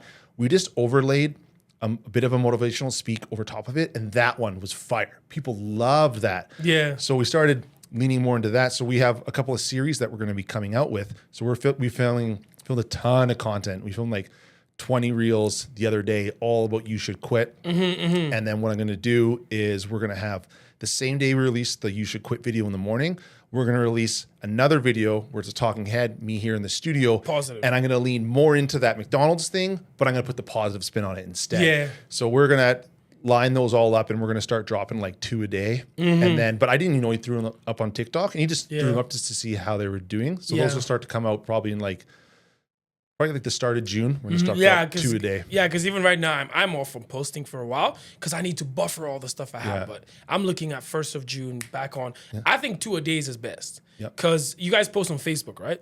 Yeah, automatically from Instagram. YouTube too as well, right? Yeah. So you do 2 a day between YouTube, Facebook, Instagram, all of them. We're talking, you're probably going to be touching like 10K a day between all of them, right? And is it crazy? We live in a world where today people are insensitive to a lot of stuff. Feelings, especially numbers. If you put 10,000 people in a stadium, that's a lot of people. But you see today on social media, it's like, I wish I had 1 million. I wish I had 2 million. But it's like, even 10,000 is still enough. Before you know it, people start seeing you around town, start looking at you twice. Like, I know that guy, I know that guy, I know that guy. Social media reach, right? So, yeah, like I've told you 1,000,000 times, and I keep saying it. I'm saying this on this podcast now because we got to commit to it. Me and you, we got to start doing more together. Like, end of June, July, we got to start vlogging stuff. I've given you a couple ideas. I hope that you do take them because I think there's a pathway there. But it's up to you to decide. I know I would love the idea, and I kind of broached the idea with you before, but I think we should get into, because I saw a couple of your ones. Your comedy ones. Your first comedy one is those guys are loading up in 7-Eleven with like the Coke Zero and the chips, and you walk up and you're like, put it back. And they're all upset about it. And I'm like, and they're carrying Coke Zero, and I put a little comment in there. I'm like, I've never seen you turn down a Coke Zero. Yeah. We're actually gonna run up on a bunch of those this weekend, like, because those are like icebreakers in the content, right? There's a fitness content, there's this, but once in a while that you need a little bit of a filmic icebreaker. So I'm trying to keep doing that maybe once or twice a week, like 8 videos a month, where it just first, maybe middle, end, start, end. There's like an icebreaker video where it's just a cinematic stuff in like a grocery store, just doing some dumb shit. People like that, and it sticks all the time. I still hear about the 70.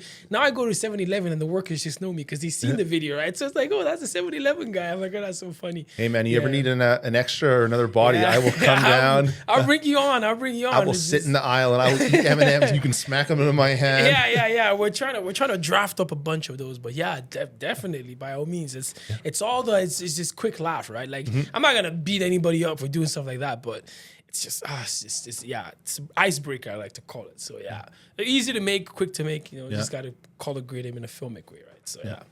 So what's the next thing? What's the next big thing for you? I think you heard some whispers about you're dropping something soon. Yeah, we're working on like a cookbook, but also like a book.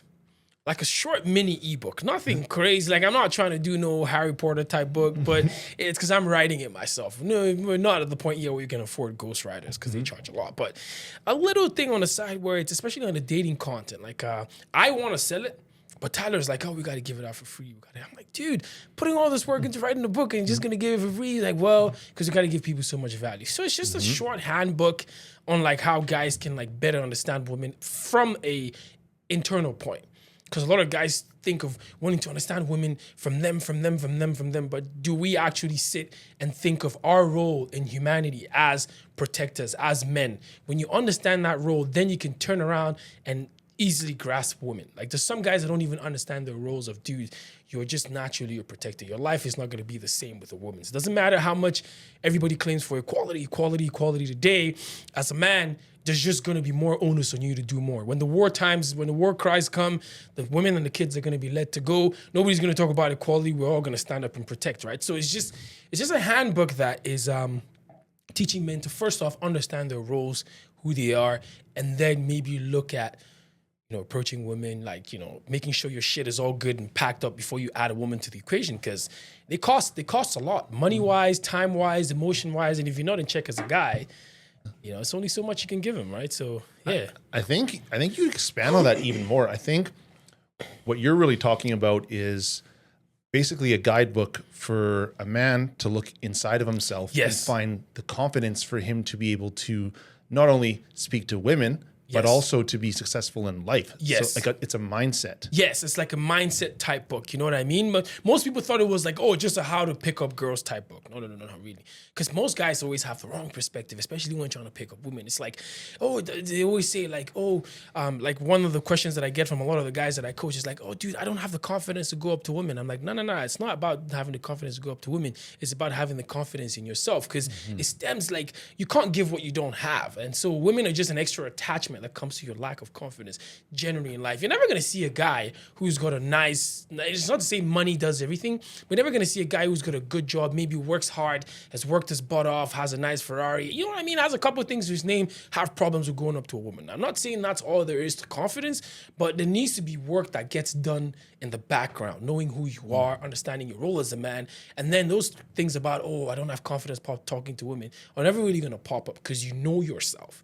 So those are the kind of things we want to highlight in the book. It's not going to be a very detailed thing because we still have to sell services, right? So if we give all the secrets away in the book, people aren't going to want to deal with me personally. So the goal is to point people towards the direction. And then when the question arises on what to do next, what to do more, then they have to buy the services, maybe go through some of my videos, but it's more of a positive, related thing. Yeah, I always say I don't want to ever create that space where I talk about women directly, because I'm not a woman. I'm never going to know what it's like to be one.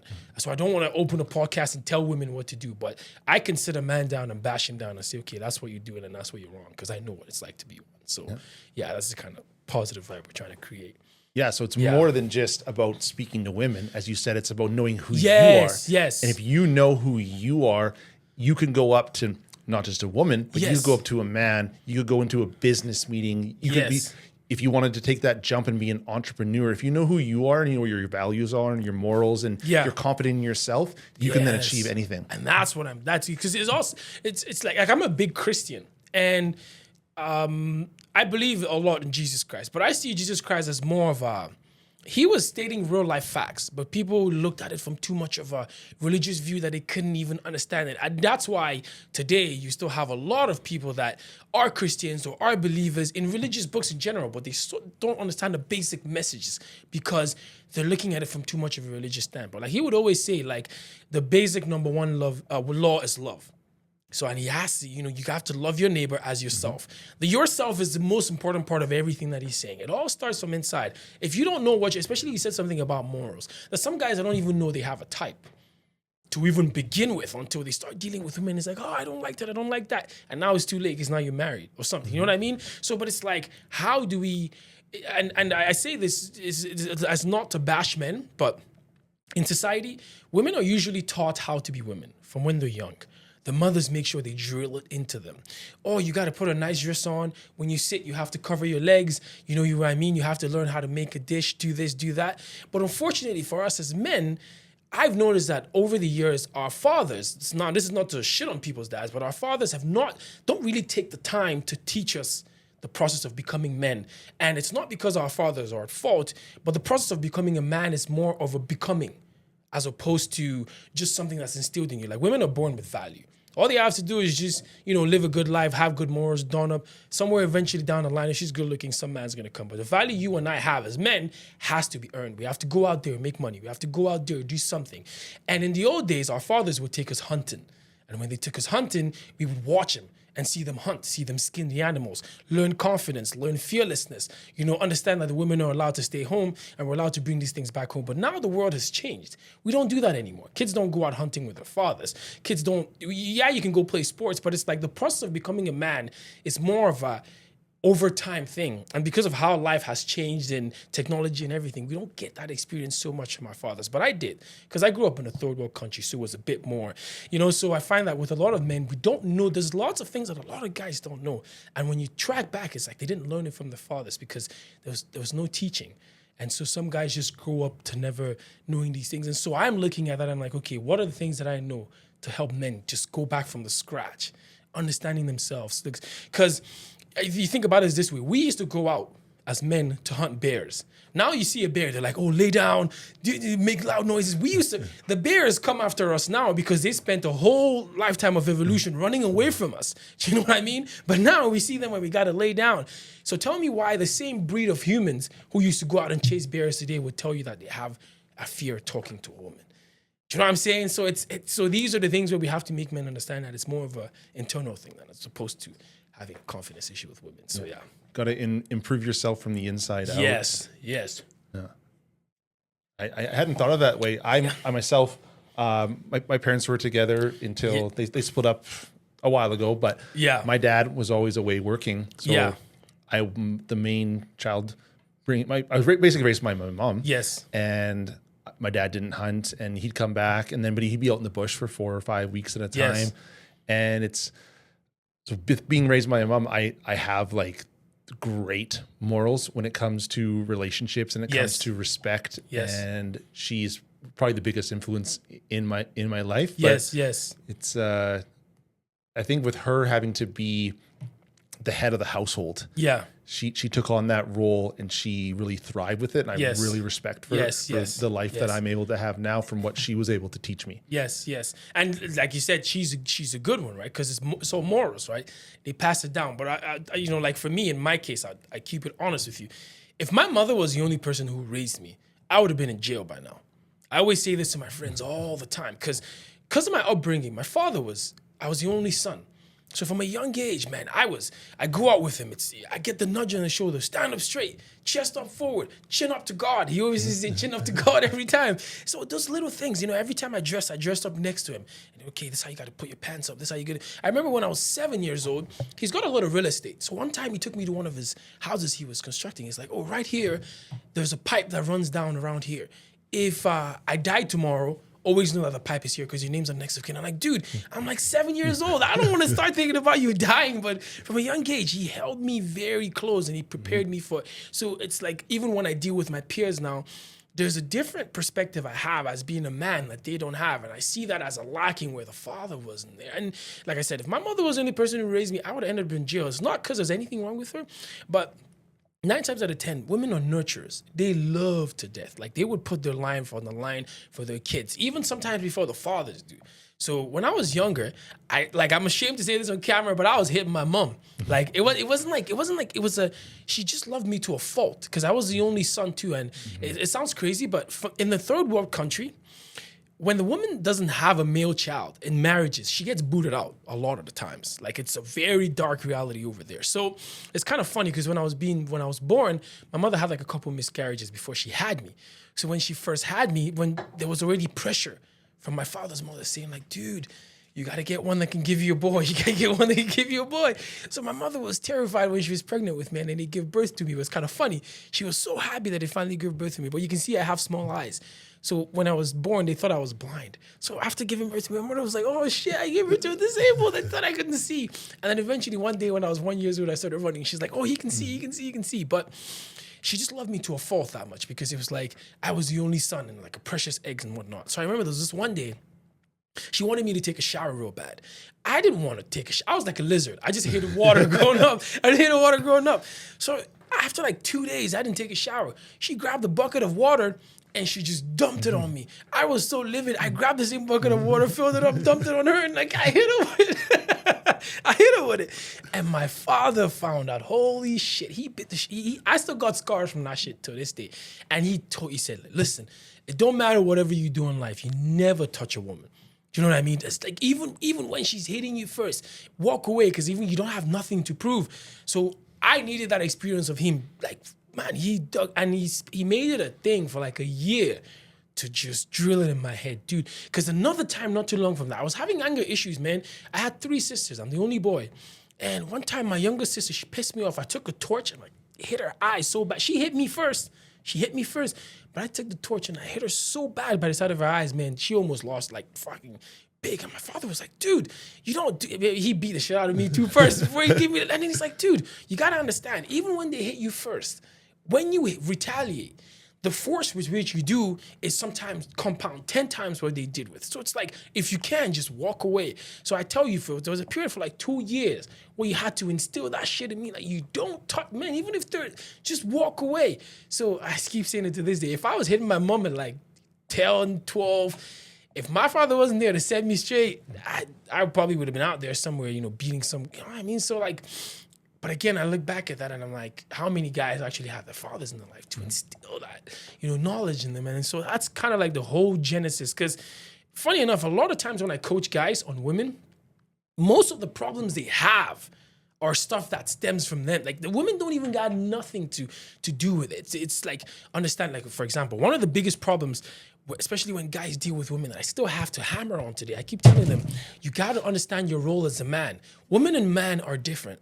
Do you know what I mean? Like, I have guys who like would call me up for coaching sometimes and they'd be like, oh, dude, I went out with my girlfriend today and she pissed me off. I'm like, what'd she do? Well, she ordered her food and I ordered mine, but she wanted mine. I'm like, dude, they're gonna do that, bro. Do you know what I mean? They're gonna wear your hoodie. They're gonna wear that. But all of that is understanding your role as a man, because women are just gonna naturally just twirl around you like, plants around a rock. It's just gonna do that, So most of the times, the problems that men deal with women, it's like, it has nothing to even do with women. It's like a start from a guy and like stuff in the past that wasn't there taught to them. So it's like, so I'm more of a, men need to do better before I even bash women. I don't have any business with them. They should go get their own mentors. I'm here for the guys. You know what I'm saying? Well, I mean, my fiance does this same thing when it comes to food, but if she wants to eat what you're eating as well, she wants to share that plate with you. That's love. From a leadership role too. Do you know what I mean? Because what would you do as a younger kid? You want to try your father's food. You know what I mean? Yeah. But most guys misinterpret that as her being indecisive. No. It's actually love. You know what I mean? But I had 3 sisters too, so I had it done to me all the time. Lucky for me, they would always eat from my plate. At first, I'd be pissed, but eventually I understand it's like a bonding thing for them. Because yes, she has what she wants to order, but it's like, of which you helped her choose. But it's like, oh, I want to see what you're having. And most guys would sob over it. I'm like, dude, get over it. That's your role as a lead. She's just gonna naturally do that. But perspective matters with them in it. So it's also understanding your role as the man from the scratch. You know what I mean? And so it's like, that's kind of my perspective. I love sharing my food with my fiance. Dude, I just automatically know that's what's gonna happen. So it's like, hey, just go. Sometimes I'll even go as far, and she wants to choose one of 2 things, and the one thing is something that I'm okay with eating. So she'll order the one, and I'll order the other one. Yeah. But then the reverse happens sometimes, and I'm like, there's an appy or something I want, but I was like, fuck, I want this other thing too. And then I'm like, I'm putting it out there. I'm like, order this. And then she orders what I want. Yeah. But she's doing the same thing back to me because she knows that I'm going to have some of that. And it's a give and a take, and it's a yin and a yang, and it's a balance. Yeah, and that's what I'm saying. And so most guys sometimes would be like, oh, my girlfriend pissing me off. I'm like, nah, is she pissing you off, or you just don't know your role as a man? You know what I mean? Like, don't know yourself. Yeah, you literally, if you're going into the restaurant with her, you know you're going to help her pick something to eat. It ain't no like, she's not, 9 times out of 10, she's not gonna just, oh, I wanna have this. She's gonna ask your opinion. Do you know what I mean? And then when you eventually order something, you got like, how do you go out? Like, I had to give some guy shit for this, because he was like, oh, she pisses me off every time. She always wants to have my food. I'm like, how do you even feel comfortable as a man knowing that your woman ordered something and you ordered something and she doesn't get it? Like, do you know what I mean? Like, there's this nurturing aspect as a man for your woman. It's like, hey, do you want to try what I have? You know what I mean? It's bonding. But it's from the understanding point that, most guys miss out on it. They're like, oh, yeah, they piss me off. I'm like, dude, you're having men's standards for women problems. And what message does that send if you want to be with someone long term, if you're not willing to share a bite of food? What else are you not willing to share? What emotions are you not willing to show if you're not comfortable in your own skin? Yeah, because I don't even know what your beliefs are, but it's like, I'm big on, when I'm with a woman, I want to try everything I can to provide more than she does. Like, I'm not looking forward to a woman going 50-50 with me. Like, God help me, I want to be able to take care of my woman 100%. And all of that still, understanding that role as a provider still reflects in simple stuff. Like, if you can't share your food with her, how you want to, you know what I mean? How you want to split, like, take care of the bills and that? Like, you know what I mean? It's the minute stuff, but it's understanding your roles as a man, and then it backtracks to everything. Because you're going to be sharing more than food. And if food pissing you off, then I can tell 100% you're not going to be happy taking care of that lady. Yeah. It's just the way it is. You know what I mean? Yeah, I'm always been a provider. I've always worked 2 or 3 jobs. Yeah. And recently, so a story about my fiance Janelle. She worked at the cancer clinic for 5 years. Yeah. Very toxic environment, very stressful. And for about 2 years leading up to when she finally left, I told her, I'm like, quit. Like you don't have to work there. Take as much time as you need to figure out what it is. Get your head back to a good place. She was, it was just so stressful for her. She would come home I could just see it in her face. And she was more tired than she should have been for working her shifts. And eventually she had to go on stress leave because it was so bad. Yeah. And then during that time, she starts to feel a little bit better, and her stress leave was coming up to an end. She's like, I have to go back. I'm like, you don't have to go back. I'm like, don't worry about money. We will figure it out. What I want and like what I need is I need you to be in a good place, because she is, besides my mom, probably more than my mom now, but the most supportive person in my life. Yeah. I have the craziest fucking ideas. I want to start a podcast. Doesn't shoot it down. She's like, yes, go do what you want. Find what you love. Go and do that. Yeah. So she supported me through everything. And when I first got into business, I had this crazy idea, quit my job. We had, I don't know, like 30K in the bank. We had no credit card debt. She was working. Yeah. She was working all that time. I didn't bring in a penny for close to 2 years.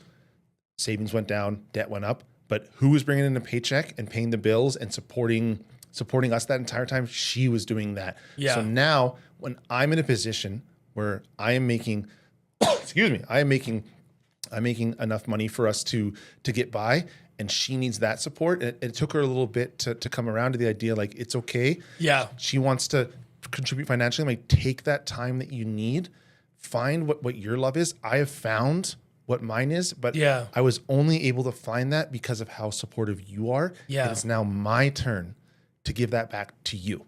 Yeah. And it's almost like a natural inclination to do that. Because you even feel bad and pity when you see her stressed. That's just man, dog. Like, it's like when I'm with a woman, it's like, even if it's hard, even if I'm grinding my teeth, there's just because my father gave that to my mother. You know what I mean? My mother never touched a thing in her life. He just told her, he's like, you just gotta, he had one request. Just raise the kids until they're all grown. You want a business, you want to do something when the kids are all grown. You know what I mean? Unfortunately, when we were all grown and finally left home, the year the last one left home, she passed. And so she wasn't able to live that life, rest her soul. But he just said, just raise the kids, whatever you want. And sometimes she would have times where she would, I want to work. And he'd say, okay, what do you want to do? She'd be like, I want to own a restaurant, because my mother was a good cook. And that's where I started cooking from. So my father would say, okay, what does somebody in the field make? And she would tell him, and he would just wire her the money, because he was very successful, right? He would just wire her the money and say, okay, there you can relax. She wouldn't even have anything to say. And so I saw that growing up. And I'm like, dude, I had my mom at home every time. She'd make the food before we went to school. Come back home, she's welcoming us. And just seeing that family unit, I said, man, I want to grow up Sunday and give my kids this. Like, I want them to be able to have their mother. And how can I do this? I got to be on top of my game, because it's not just something I make a wish, right? I got to be able to provide for this woman, to give her a sane space. And I'm pretty sure you have this now, where your kids are being raised in a loved home, where it's like like it or not, man. Like, if I had to choose between having a woman where I have to go out and grind like 5 different jobs, but have one who's at home taking care of the kids happily, or have one where I'm working one job, but she's working one that's stressing her the fuck out, and she comes back home stressed, it's gonna rub off on the kids. Do you know what I mean? So I don't even know how society is moving today, where they're like, 50-50. I'm like, sorry, man, I can't do that. Like, I know what I had growing. It's not even from a point of flexing. I just know what I had growing up. My mom was always there. She was always available. And my father made sure when I was younger, when my mom would say, she wanted to work, I would, side with her and tell my father, you should let her work. He wasn't stopping her from working. He just demanded that, please, whatever you want to do, when the kids are all gone, the world is yours. Do you know what I mean? You have free reign. Now I look back at it and I'm like, dude, that's the best move he ever had. Because there were things my friends used to do when we were younger. Like, I even have friends today who had both working parents. And where we're at mentally as kids is way different from where they are. And so that's why I always tell guys, man, there's a reason. I have this theory that today relationships don't work so much because people are complicating the roles. The human race didn't just come up with the idea of men providing 100 years ago out of a fluke. Yeah, you know what I mean? Of course, things are not documented then like they are now. But it's like people had to see the shit for itself, like kids being raised, family unit. And after a while, they said, okay, you know what? we think the men should be like doing this while the women are raising the kids. But now we live in a world today where all the roles are just complicated. It's like, oh, you want to do this, you want to do this. Everybody's getting the roles all mixed in. And now it's like, the human race is sort of like deteriorating compared to what it was before, because people are not actually just sticking to the roles. It's not to say you can't be flexible, but some things are just set in stone because biologically it's nature over nurture. You can't beat some shit into people. You know what I mean? Yeah, it's like, even if the woman's gonna work, it's got to be something where it's not taxing the brain, dog. Like, you know what I mean? She's not like shrieking at work and coming home with gnashing teeth, because it's gonna rub off on the kids and the family. You know what I mean? So, yeah, like I said, my biggest theory is the human race is kind of deteriorating because people are not understanding their roles anymore. It's going out the window. Yeah. I read a book a couple years ago. It's by a guy named Michael Easter. It's called The Comfort Crisis. And he goes out and he lives in I think it's the Alaskan tundra. Yeah. With professional hunter and the camera guy. Yeah. And they're out there for months hunting, and they're experiencing hardships. They're living, they brought enough food for like the first month. Yeah. But if they didn't get a kill, they were going to run out of food. Yeah. So to boil the book down to its the essence of it, what it is that we're in a society now where, especially in Western society, everything's handed to us. Everything's easy. Skip the dishes, Uber Eats, grocery store full of food, cheap, quick, easy calories, quick entertainment, dopamine rush. But his whole theory is we have created these systems, and these problems are arising because everything is so easy. Human beings need struggle. You don't learn from quick, easy success. You learn from failures. So you recently were in the hospital, and it fucking sucks. Yeah. And while you didn't fail at anything, that was a struggle. Oh, yeah. And you came out of that and you said, I'm going to fucking live life. Yeah. But had you not had that and you're just coasting along, you didn't have that hardship, you wouldn't have learned that lesson. So we need that struggle. That's why things like going to the gym and going for a run, that gives you that high because you're going through that struggle. You know you're going to come out stronger from that. So we need those moments in our life. Yeah. And excuse me. I don't mean to take a dump on people who grew up here, but I think life here is soft. Like, I'm not even kidding you. So I'll take you a little bit back to my childhood. So at a point I said my father is a successful businessman. It didn't start out that way, okay? But I grew up in Nigeria. It was like, there's a saying that in my tribe that they say, when you're deep in a soak away full of shit, you don't actually realize how shitty it is until you come out, and then it's like, you're like, and then the person's like, and then people will suddenly go like, oh, you were just in there. It's like, yeah, now you're outside, you have a different perspective. So growing up, I stayed in the northern part of Nigeria. Okay, this place is situated mostly by the Muslims, right? So this is where the Boko Haram was situated, and there's like a sect of the ISIS. You know what I mean? There were tons of like bomb blasts and like stuff that people would struggle with. So I experienced like 5-6 of them growing up. First one was in 2012. Yeah, it was on an Easter Sunday. And, they would just suicide bomb. They would just go to like Christian religious centers. So the whole essence of Boko Haram is no to westernization. They don't want people going to school. They don't want it's kind of like a crazy religious sect, but I lived amongst them. There were other like religious crises and whatnot, but the Boko Haram was the most remarkable one. So the first one was, I think, like I said, 2012, Easter Sunday. And they were going to bomb blast a house that was like, from where I lived, it was like a 10-minute walk, 10, 15-ish minute walk. Yeah, there was a church. There was a Baptist church they were going to go into.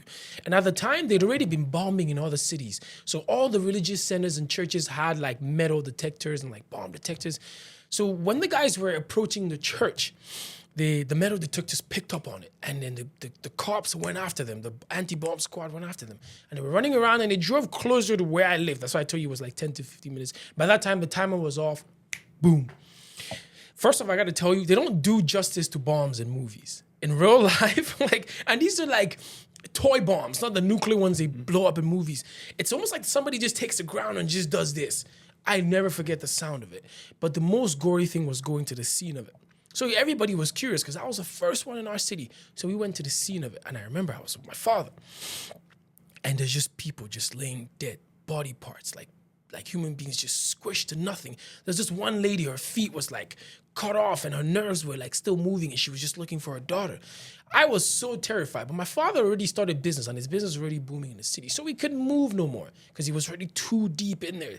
So I said to him, I'm like, Dad, when are we gonna leave? And I look up at him and he's like, dude, we ain't going nowhere. I'm like, so we're gonna live in this chaos? He's like, dude, if it's your time to die, it's your time to die. So for my whole life, that's the theory that I live by. It's your time to die, your time to die, it don't matter. It was the second experience again where there was this cop. I was walking into a store and he was waltzing out and he sort of bumped me. And apparently he was running because there was a bomb somewhere. They would just leave the bombs in bags by the roadsides. And if you went poking, somebody with the detonator is just in the crowd and just pop it. So, excuse me, people were able to realize it was a bomb. So the anti-bomb squad was called, but they were kind of late. So the guy who bumped into me in the store as he was going out was at the scene because he was rushing. He was one of those busybodies, right? And so he goes to the scene and he didn't wait for the bomb squad to come. He just goes and he opens it. But by this time, it was too late because the bomb wasn't going to do anything because people already knew there was a bomb. So whoever had the detonator was in the crowd. Mm-hmm. So at least if it wasn't going to kill a bunch of people, it would just kill one. So the guy goes to poke through the bag and the person rips it off and he blows the guy to bits.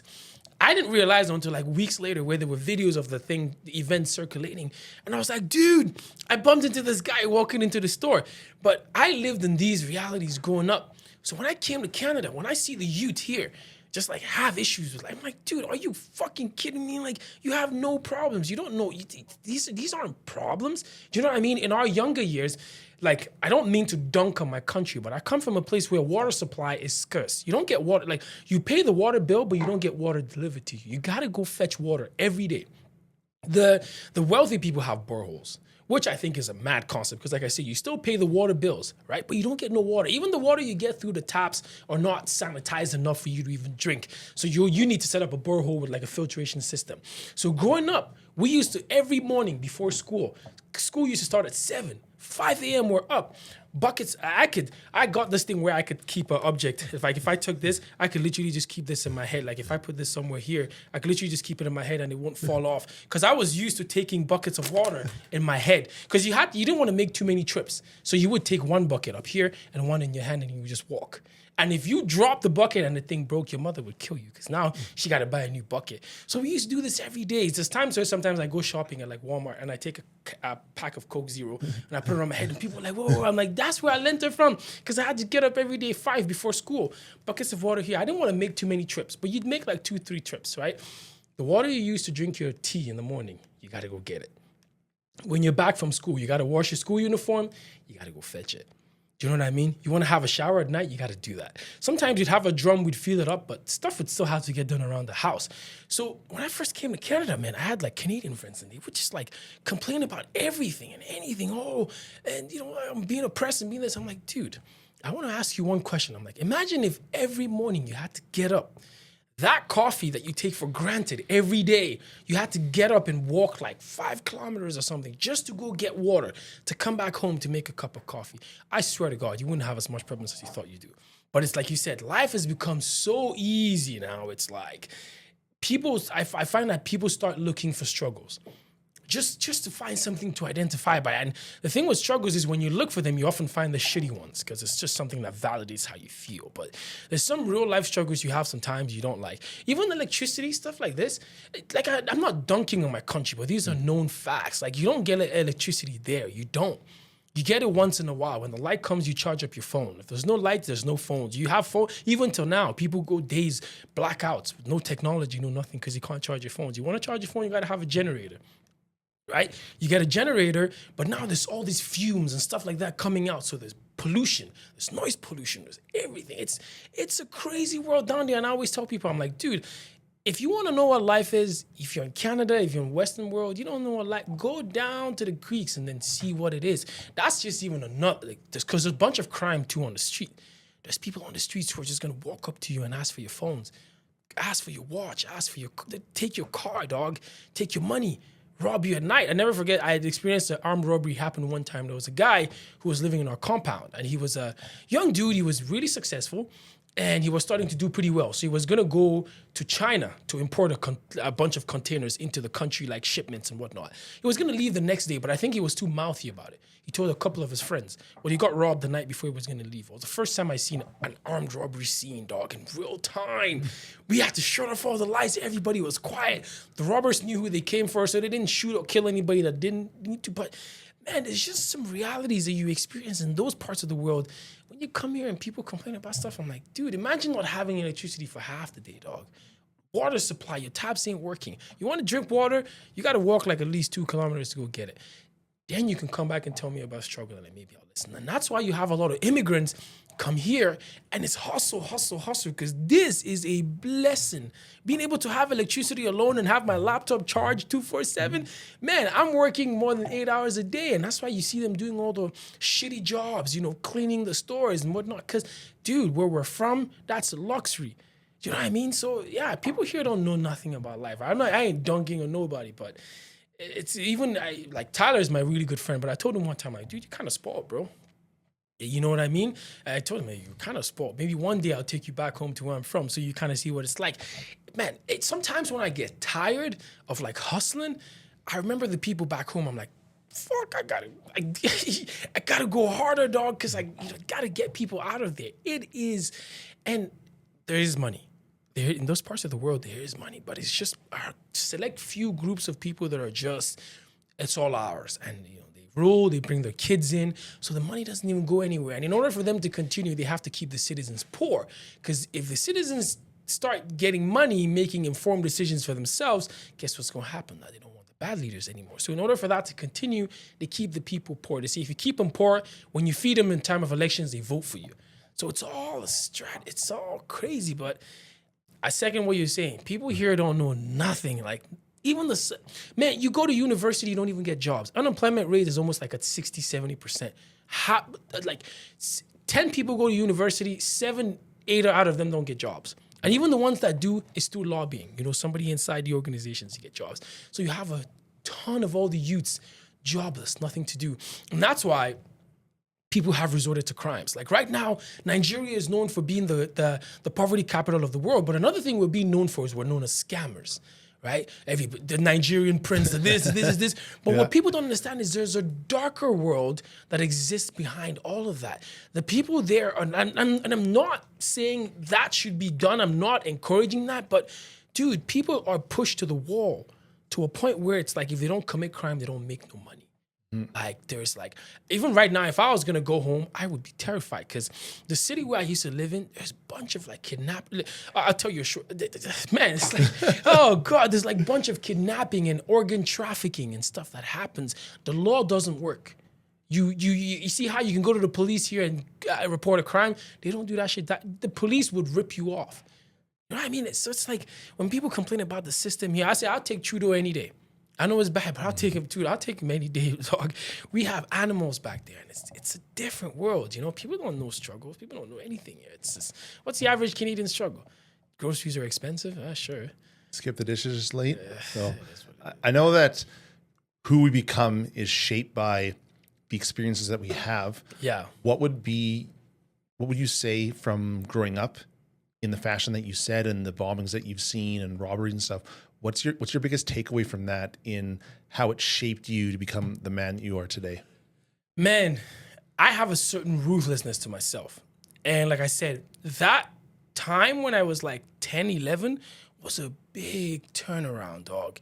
Because I was so terrified. Like I said, the movies don't do justice to bomb blasts. It'll rock your world. Like you think somebody's turning the world around. And then so like, I remember I looked up at my father. I told you this story again. I said, dude, how are you moving? It's like, if it's your time to die, it's your time to die.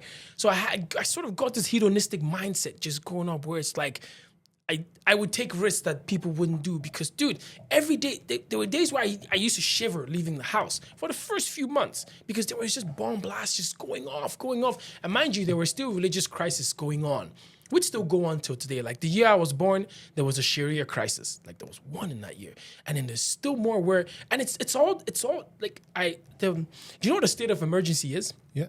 Where the military takes over. Yeah, I lived through like 4 or 5 of those growing up. It's outside the bomb blast, outside the stuff, and it's minute stuff. Guy's walking down the street and he's Christian, and he bumps into a Muslim, and the Muslim says, "Fuck off, you filthy Christian, fuck Jesus." And then the Christian is like, "Oh, fuck Muhammad." Fight breaks out between two of them. Maybe the Muslim kills the Christian. Now the Christians want to retaliate, and they start going on a killing spree. State of emergency. 3 months, 4 months. Now, even the way I live my life till today, I still have some trauma. Like, there's some things, like I go grocery shopping now, I usually grocery shop for like 3 months in advance. But also I have a thing where when I'm hungry, if I don't eat for like an hour, 2 hours after I'm hungry, I will stuff my face the next minute I get. And there's a backstory to that because we used to go through like months of like state of emergencies. And with the state of emergencies, businesses weren't running. Nothing, you couldn't go outside. There was curfew. You couldn't even step outside. The military would come into your house sometimes just to come make sure everything was in order. They would ransack the house and stuff like that. So growing up in those situations, we used to ration food because we didn't know how long the state of emergency would last. 4 months, 5 months, 6 months. So now it's like you would eat once a day. We would eat in the middle of the day, dog. And like, you know, there were times where my cousin started killing lizards because we would have just lizards on the wall. We had catapults and we would just shoot them off the walls, skin them, and just eat them. Because it's not like there wasn't any food. And the thing was with the crisis where wherever you were was where you would stay for months. Like we had strangers who lived in our house for 6 months because it's crazy because of how religiously segregated the city is, there is a bridge. It's called there's a bridge in the middle that separates the northern side and the southern side. The Christians stay on the southern side, the Muslims stay on the northern side. Now, if a crisis broke out and you're a Christian, you don't want to be caught on the northern side when the crisis, because you would get killed. And if, you know, you're a Muslim, you don't want to be caught on the southern side because you would get, man, I've seen, like, I'm not even, like, I'm desensitized to death right now because I've seen lots of people get, like, chopped in my eyes from the bomb blast, from the stuff like that. Like, there was this one guy, he just arrived the city, like, yesterday to come live with his brother who started a business. And a crisis broke out today. And so crisis broke out because you always got to be on your 10 toes. There's this natural reaction African have where if I was in this room and I seen somebody running, I would run with them. I wouldn't even ask them why they're running. I would just run with them because there's a natural reaction from like when I was young that it's a crisis about to break. You better go, like, you know, helter skelter. So crisis broke out. This dude was running with his brother, but unfortunately he was caught just on the edge of the bridge. And his brother was able to cross on the other side. Now, what they do is they set tires and they set the tires ablaze so people can't cross over. And we just watched as his brother got slaughtered and just killed on the other side. Oh, man. And mind you, I was young. I was seeing all this. And that's what I'm saying. For me, all these things were normal. It was until I came here. First year when I came here, I had to go into therapy because I didn't realize how fucked up these things were. Guy got chopped off and just killed and just like fucking cutting pieces in the tire, and the brother just watched. And the Christians would do it on the other side too. And it would all just stem from some stupid little argument. Or maybe sometimes a crisis. There was a time where the most prevalent time was when a Christian was ruling the country. The Muslims didn't really like it that much. So they would just like fucking every like literally. So we always lived on the edge. And so for me, it was like, I think the biggest takeaway was I sort of like became desensitized to people dying. It wasn't anything new to me. From the bomb blast, from the people body parts, and like people getting chopped, people getting killed. It's just like, yeah. With being desensitized and having gone through essentially lockdowns for a large period of your life, when we had the COVID lockdowns, did you have any? It didn't faze me. I was having fun. No trauma resurfaced? No. I was having fun because there was no crisis. But that's why when I played football, even if I'd never played the sport before, it was natural habitat for me because it was chaos. I never played it before. The coach puts me in. And I go after a guy, I take him down, I hurt him. And my teammates are cheering me on. I'm like, this shit is allowed? They're like, yeah. I'm like, holy fuck. Yeah. So for me, it was natural habitat. So when I started playing football, I didn't even know how to play the sport. But there was this, I don't mean to be dark on camera, but there was this natural thirst for blood. I don't know how to put it. I just enjoyed the fact that I could go after another man and just it took me a while to realize it was more of a trauma thing than an actual like love for the sport. There were just days where I just wanted to. The minute I put my football helmet on, even my teammates couldn't talk to me much, because I'm a very jovial guy. But the minute the helmet came on, oh my God, there was this natural thirst for it. I would just be on the pitch, even when the play wasn't going on, slamming the ground, laughing like the Joker in the middle of the play, because the guys would hit me and I'd just be laughing on the ground because I was a bit tapped in the head. But then I realized later on it wasn't much, and it wasn't too long after my mother passed too. So I realized it was more about trauma than enjoying the sport. I didn't, and that's why they called me the Nigerian Nightmare. Because, bro, players on the other teams would call my teammates like, "Is Maurice playing in the?" Fuck, this guy, I don't want to play against that guy. Because even when the team would lose, I just wanted to make sure I was hurting enough guys to just get away with it, bro.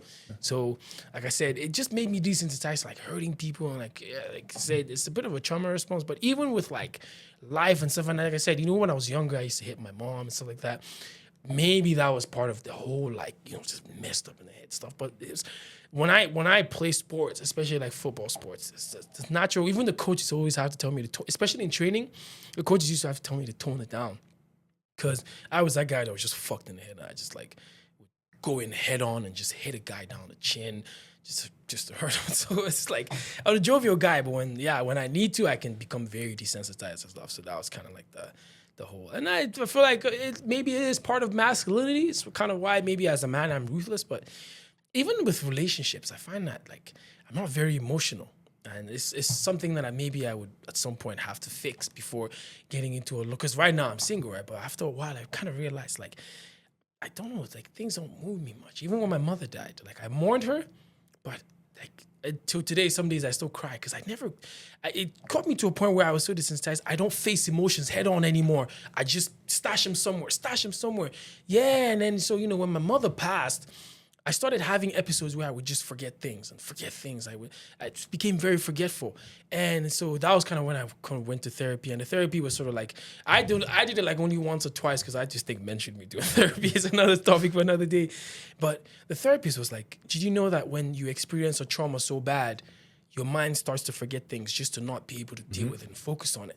So, and I went to that because after my mother died, man, I would forget things like people's names and stuff like that. I was like, this isn't normal. Right, so I went to therapy, and after like 1 or 2 episodes of the therapist telling me stuff, I was like, fuck off, I don't want to hear this. I walked away. But yeah, so that desensitivity to emotions and stuff, I don't have it anymore. That's just it. I'm quite desensitized. I for years pushed everything down. It took been with my fiance for over 8 years now, and it was years before I started to open up and actually talk about issues. And I can say from personal experience, from lived experience, that I'm in a better place because I do have her, and I'm comfortable with her to speak those things. And I think she can't even count on 3 fingers probably the amount of times I've ever cried. Yeah. And I'm sure there's times when I should have, but I've always pushed them down. I've always dealt with it myself by not dealing with it. Yeah. And then now that I have her support, it's if something's bothering me, I will talk to her about it, and she will listen, and she will support me for that. And I can say I used to be a little bit longer story, but I used to work diamond drilling, and when you're doing diamond drilling, you have a sea can, and inside that sea can is the drill, and then you drill down to earth, pull core samples. But I hated that job so much, 12, 14 hours, working the night shift, away from my kids for a month, back for 4 days, gone for a month again. And eventually I got in a car accident, wasn't able to do the job anymore. But I had for years, I would wake up and I would thought I was on the drill. Yeah. And I would try and get out. So I would wake up and I'd be in the closet, like rattling around. She's like, Caleb, wake up. And I'm like, oh my. It's trauma, right? Yeah. So it started to go away, but it comes back every now and then when I haven't been talking about my emotions because I'm stressed and I'm pushing it down.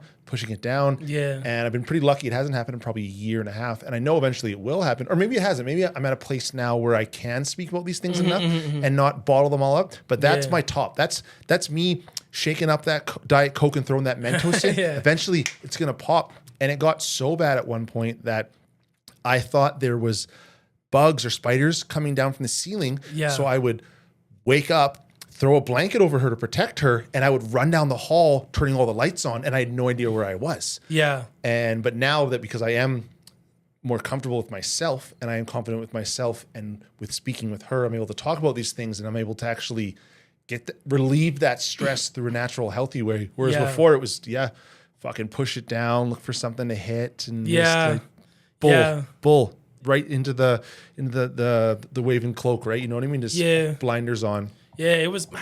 I kind of get, especially the one in the sleep. It's very underrated. Like, it was part of what pushed me into therapy, because, man, I would have, like, girls sleep over and they'd be like, dude, do you know you talk in your sleep? I'm like, no. Like, and it wasn't like just normal talking. It was like mumbling, like painful stuff like this.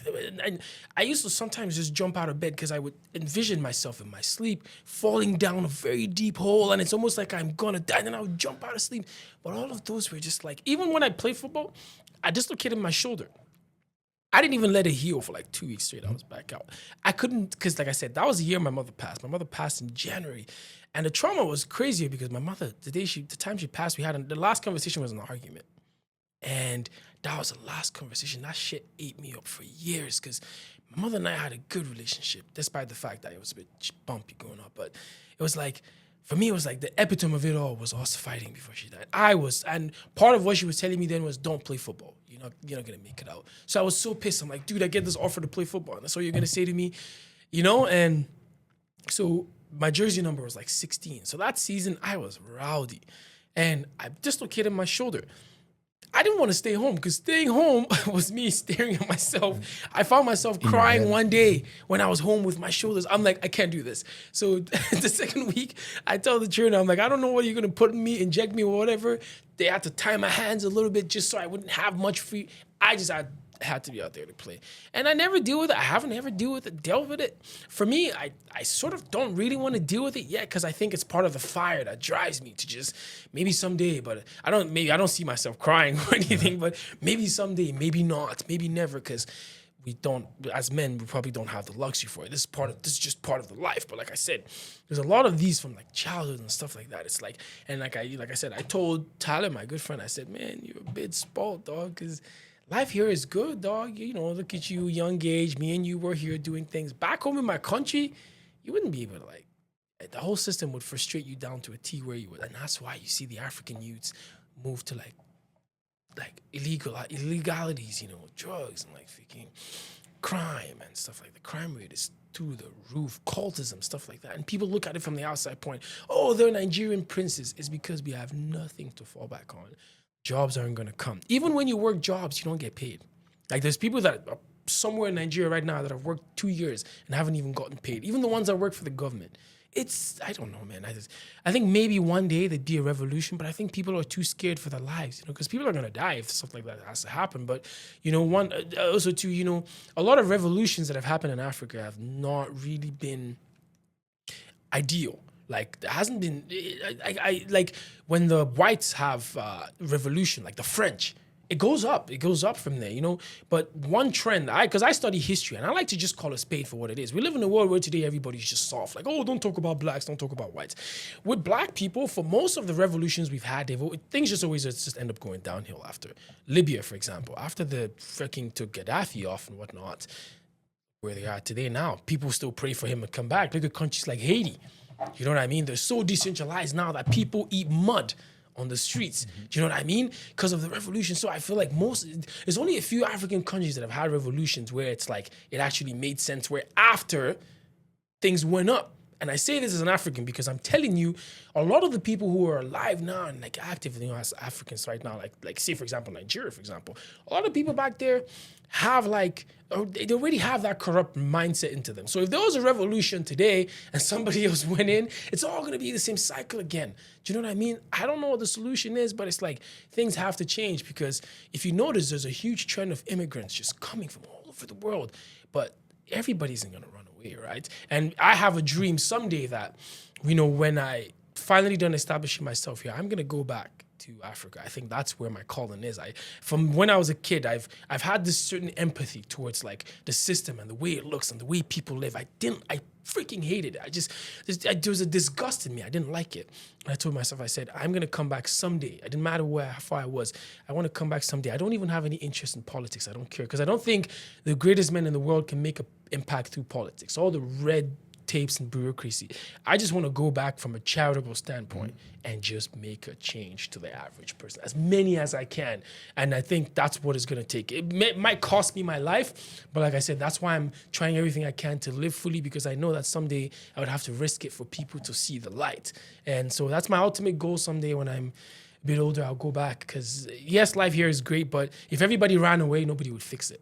So, do you think, with knowing the turmoil that is going on back in Nigeria and how much opportunity you have here, have you taken full advantage of your opportunities that have been afforded to you here? I'm doing everything I can. You know, the goal every day is to earn the sunset. You know, when you go to bed at night, you want to make sure that, you know, what are the things that I'm supposed to do today? Like, you know, this is one of the major things on my agenda today. I go to sleep today and I've earned the sunset because I've done everything on the agenda. So we're not looking, it's not a life, it's more of a marathon and you know, it's enjoying the journey. Yeah, it's enjoying the journey. And, you know, when I think of how old I am and the things that I've achieved, I don't like talking about my age because I'm pretty young. So I don't like, when people find out my age, they're like, dude, you're a baby and stuff like that. But I told you, and it's like, so for my age and the things I've done, I don't know. For my standards, I still bash myself, and I think maybe I haven't done enough. But I still know the room for maxing is out there. So it's like, I used to have this thing with my father when I was young. He was very hard on me. When I was growing up, I hated my father, but now he's my best friend, right? But I was really good in school. I used to always come first in everything I did. My father never complimented me on any achievement I had until I graduated university. Never did. I literally lived my whole life seeking his validation to a point where it fucked me up mentally. But I kind of understood why he did it. Because when he was younger, like I told you, he had 9 siblings. So because of how poor his background was, my father had to start hawking at 9 years old on the streets of Africa. His father used to sell clothing. So he used to hawk his father's clothing on his head when he was 9, just to train his siblings through school and everything. He never finished elementary school. So his biggest goal was for us to go to school and everything. So he sort of had a traumatic upbringing. He's just like me. He's got things he doesn't want to deal with, probably would never deal with. But I used to be really good in school. And when my grades would come out, in Nigeria, they rank the grades according to who came first, who came second, and whatnot. He would take my results, and he would look at my results, and he'd be like, okay, you came first in your class, but you didn't do good in math. And I would spend the whole summer taking math classes. It was brutal. And then when I got good at math, oh yeah, okay, you came first again, math is improved, but you didn't do good at English. Sometimes it was so bad that even when the semester was in session, my teachers would take away my break time because my father would pay them to give me extra lessons during the break time. So, because he just had this thing where he knew I was his alter, like his son, and he wouldn't live forever. So he wanted me to be the strongest man that he could build. So he kept beating me down because he understood that eventually I would understand that he was trying to build me up. So even now in my life today, I could make $1 million today. And tomorrow I'm like, fuck, okay. Maybe I could have been a bit more optimal about that. And maybe it's something I have to deal with, but I never see things from a standpoint of it's good enough, it's good enough, it's good enough. Better can be done. And I think if more men adopted this mentality, we would get more done. I was listening to, there's this successful soccer player, Thierry Henry. He was talking about it. He said when he was younger, his father never gave him no compliments. Even when he did stuff right, the father would bash him. And all successful men through history have one thing in common. It's never enough. More can be done. More can be done. Because if you saw, even in the Bible, God killed a man for being too comfortable. I don't know if you know the story. There was a guy in the Bible who had a farm and a barn, and his barn was all stocked up, and he had a bunch of cattle and beef and everything all stocked up. And so he sat down fat and low-T on the barn, and he was like, oh yes, I've done really well for myself. I can relax now. And God took his life that night. Because even God understands that when you get too comfortable, you start to lose it all. So yeah, have my achievements been good? I don't know. I'm not satisfied personally, but I know I'm doing okay, but more can be done. I think you're doing pretty awesome, man. Yeah, more can be done. It feels like in your life, your father and your mother are probably your two biggest influences. Your mother, the nurturing and the love and the upbringing, and your father, iron sharpens iron, chiseling you. Oh yeah. Who would you say was the bigger influence? My father. I'm not even gonna think about that one, because in a family unit, if the father is straight, everything is straight. Like if you have a proper dad who makes sure everything is straight. Like if my mother had to work, I probably wouldn't have been nurtured properly. Like like I was with her not working. But my father had to create that comfort for her to be able to give us the best version of herself. You know, I have no complaints about my mother to this day. If I was to live my life 1 billion times, I would pick my father and my mother. If I showed up and I didn't see my father and my mother, okay, one way ticket back. I don't want to be here. You know what I mean? Because it's like, but you have to understand that, and this is a very sensitive topic that, you know, it's not talked about today. But we live in a world where we're approaching a zone where the role of men is being marginalized and made to look like it's not important. But it is. It is, brother. It is. Like, it's made to look like, oh, yeah, sure, women can raise kids alone. Not to say they can't. But the thing is, you need that man to set things straight. And the thing is also, too, the men also need to understand that we're very important. So the burden is on us to make sure that we're responsible and we're there. And that's why I say again, yes, my mother was everything that she was.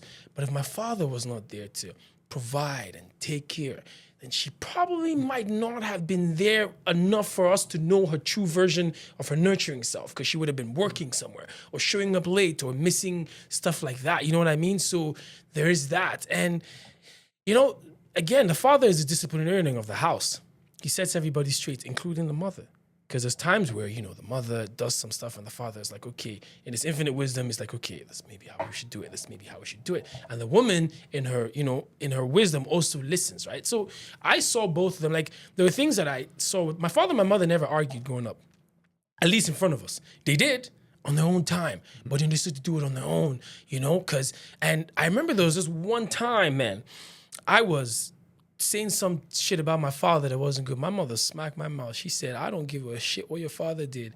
You don't say nothing bad about him in front of me. So it was like, they were like alter egos of each other. They just supported each other. But if I had to pick, I would say if my father wasn't the kind of gentleman and, you know, provider and protector that he was, I don't think my mother would to max out on her potential enough for us to at least see it. Yes, that side would have been there, but we probably wouldn't have enjoyed it enough. So you said you hated your father growing up after your mother passed. Did you find your relationship with him got better? I found my relationship with him got better when I grew up, because I understood that the things that he was doing wasn't from a place of hate. Like I told you, he had a rough upbringing.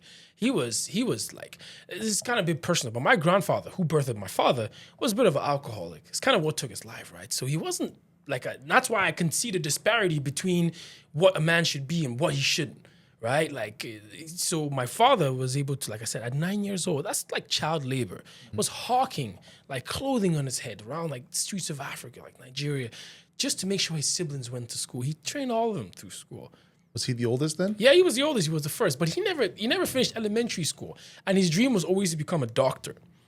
And now today, my older sister is a doctor successfully because she's living through my father. But my father he swore on his life that the education he didn't have, all his kids would have it. He didn't give a fuck how hard it happened. That's why, like I said, even if I did a little bit bad on math, he just wanted me to take a little bit more of math lessons just to make sure I was good. Because it was coming from a point of, I didn't have this. I would do everything to give it to you. The parent always wants the child to have what they didn't. Yes, they say the blessing of a kid is that you don't experience what your parents, if your parents have their head on their shoulders, they're not going to experience what you experienced growing up. So when I was younger, man, like I said, being the only son, it's very normal, even in this part of the world. When you see an only son, they're always spoiled. Yeah, they're always spoiled. They're always overly taken care of and whatnot. The golden child. Yeah, but my father didn't let none of that happen to me. He was making sure I was going to his office every day. In fact, he made me mingle more with his workers, because we have the system in Africa where if you had a successful business like you do, you would hire other family members, like cousins. So it's like an apprenticeship system where you see the closest look for it here is how the Indians do it. When they have a business here, they would bring family members from back home to help run it. And after a while, they would open up a new branch and hand it to one family like that. So we have a system like that in the Nigerian system, actually. So where family members from all over, from families who couldn't take care of him, had to come help my father, run his business on apprenticeship. And after like maybe 6-7 years, he would set them up with their own business, which is just a branch of his. He made me mingle with them and live with them, because he made me understand it's like, dude, money I have is mine. You don't got nothing, dog. You go do your thing. So I grew up living close to these people, and I didn't actually see any difference between me and them, because he beat it into me that, dude, you are nobody. If I died today, you are nobody. So he made me understand that fact. So when I was younger, I hated it, because I wanted to be the kid that would, like I said, get Timberlands. But he didn't budge. I wanted to be the kid that would be demarcated and maybe have nicer clothes than maybe my cousins who weren't family, but he would buy the same thing he bought for me for them. Do you know what I mean? And he would beat me down. So part of me not liking him was, and my mother, on the other hand, was spoiling me from love. Mm-hmm. So she would do this thing where sometimes she would give me a plate of food and she would put, for everybody would have one chicken drumstick on top of the plate of food, but mine would have like 3 under, like with the food all over it. That's why you grew so big. Yeah. And then so she would always tell me about how I'm her favorite and whatnot. But my father made sure to bring me down to earth every time. I even, like I told you, the one time when I hit her with the bucket and I poured the water on her, she was begging for him to let me be. My father was like, get the fuck out of here. I need to set him straight. So all of that, seeing the disparity between how much she loved me, which I know she was only communicating at that point, but he just made sure to beat me down to the earth. That's why even today, I have $1 billion in my account. It don't mean nothing because thus we are and thus we shall return. So when I was growing up, I kind of hated that. But when I finally came into the world, no father, no mother, everybody was away. I had to start looking out for myself out here. I started thanking God for all of that. Because then I was faster than my peers. I could do stuff faster. I could, move on. And every time I would catch myself doing some stuff sometimes. I'd be like, that's what dad told me about like 10 years ago. So when I started touching 18, next thing you know, I start calling him all the time. I just want to talk to you. I just want to talk to you. And then I realized it's like I have a theory that you don't fully become an adult, especially a man, until you go back and forgive your parents for those things you thought they were wrong about. Because now you're grown. Now you see it. You understand what I mean? When the paycheck comes in, they're like, there's no money for stuff. You don't understand it until now you're grown. You get a paycheck, all the bills take care. You know what I mean? You got to go back and undo all those things. So that is a final rite of passage as an adult. Understanding that your parents were just growing up babies like you, and they were learning as they were going, but they did the best with everything they had. So, yeah. I can definitely see how your upbringing and your father being tough on you has shaped you. Oh, yeah. And you have this insane work ethic, and especially with myself being content creator as well, I know that for that 15-second clip, it wasn't 15 seconds of work put in. It might have been hours. So I can understand the level of work and commitment you have with that. But you mentioned your sister's a doctor. What does your dad think of you being content creation? Oh, yeah. So the thing was, we had lots of fights. After I left home, we had a lot of fights, man, because a lot of things I did, he didn't want me to do, especially football. He didn't want me. In fact, he didn't even want me to start working out. He didn't want me to start working out because it was like, oh, you're going to become. There's a bad like anecdote with people who work out back home in Africa. It's like, oh, they take steroids and they're always angry. So when I first started working out, it's like, you can't do that. But when I came here, like I told you, I'd gone through all those years of, even my university degree was what he wanted. I studied business because he had a business. He wanted me to study business. And then so I wanted to get out of his shadow. As much as I appreciated everything he did for me, I'm like, dude, you've lived your life. Maybe you should just let me do mine. So I started making decisions. I first started braiding my hair. And I pierced my ear. He's like, dude. And then so there were times where we didn't talk. When I started playing football, he didn't talk to me for some time. Because it was like, oh, you're going to get concussed. You're going to do this. You're going to do that.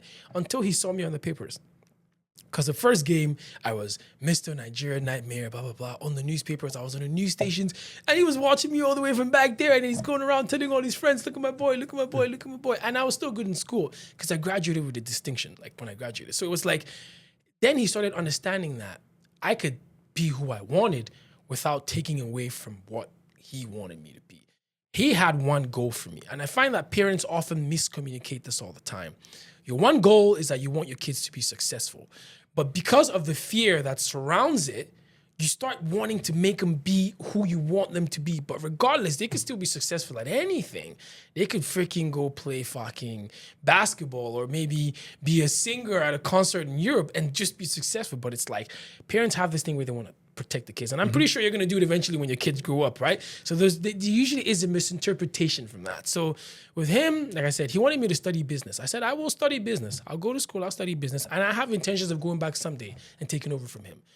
But dude, let me do some of the stuff that I want to do. So we had to have some of those fights. And when the content creation came out, he was like, what is this? What is this? And it's kind of funny because before I had the surgery in March, he called me one week. He was like, do you know who just called me? I'm like, I don't know. He's like, oh, well, it was some lady who he hadn't heard from in like almost a decade. And the lady called him all the way from a different part of Nigeria. She's like, dude, I just seen your son on YouTube. He's doing really well. I love his videos. And my father called me. He's like, yes, you're doing really well. So I find that, especially with him being African, one thing that communicates the point with what I'm doing is how successful I'm doing at it. Like, if I'm not doing really well, I'm not going to hear the end of it. But when I first do it, he has a bit of an ick. And the next thing you know, when I start popping off, it's like, okay. And that's when I was able to understand that his interpretation of everything he was saying is, I just want you to do well. So as long as I'm doing well, so I've been able to communicate to him, and I've told him, dude, I could take care of myself. So now, even when my videos drop, he's the first, like, I want to see. So as long as I'm doing well, he'll take it fine.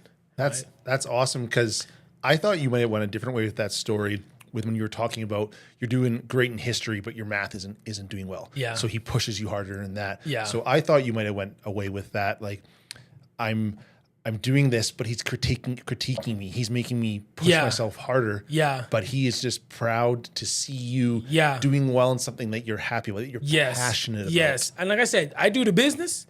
I study business, and I still work, still do but I'm like, dude, let me live a little bit. Because, sometimes I tell him, I'm like, when you were younger like me, because he lived in England, like, you were able to do some stuff on your own. Like, let me just live, right? Like, you've lived your life. You picked your wife, too. Like, so let me like, live a little bit. So he's easing up on that now. But it's like, as long as I'm good at the stuff, he doesn't have to criticize and, like, beat me up and whatnot. He still criticizes me sometimes. Like, my videos sometimes, I'm like, oh, you could have been a bit more direct, you could have been this, but it's like, he's still a grumpy old dog, you know what I mean? But as long as he relatively sees that I'm doing good, and I find that with parents, as they grow older, they soften up a little bit, because I'm the second child, and there's stuff that my last sister gets away with that I fucking could never. Like, I remember when I was visiting them in Winnipeg, a boy comes to visit my last sister. He's like, boyfriend, I'm like, you let her have one? He's like, well, yeah. I'm like, dude, that's crazy. Because when I was younger, I couldn't even mutter anything about a girl. You know what I mean? But it's like, so as they grow older, they get softer because it's all love. You know what I mean? Yeah. So I guess he's at that point now, But it's just like, he's just softer and more docile than when he was young. Where do you see yourself a year from now with your content? Where do you envision yourself? What are you seeing? What are you putting out into the world? Hollywood. Yeah, I want to be on TV. Like, I want to be on, like, the ads. Like, that's why I make those minute videos and, like, the freaking stories, I want to be on ads. I want to be on TV shows, because I act too, right? Like, I'm more of a comedy, like, like, funny type guy. But that is actually the end goal for what I'm doing. And still train people, but more like contracted work for, like, people in, like, Hollywood. Like, like Chris Hemsworth needs to get ready for, like, a movie role.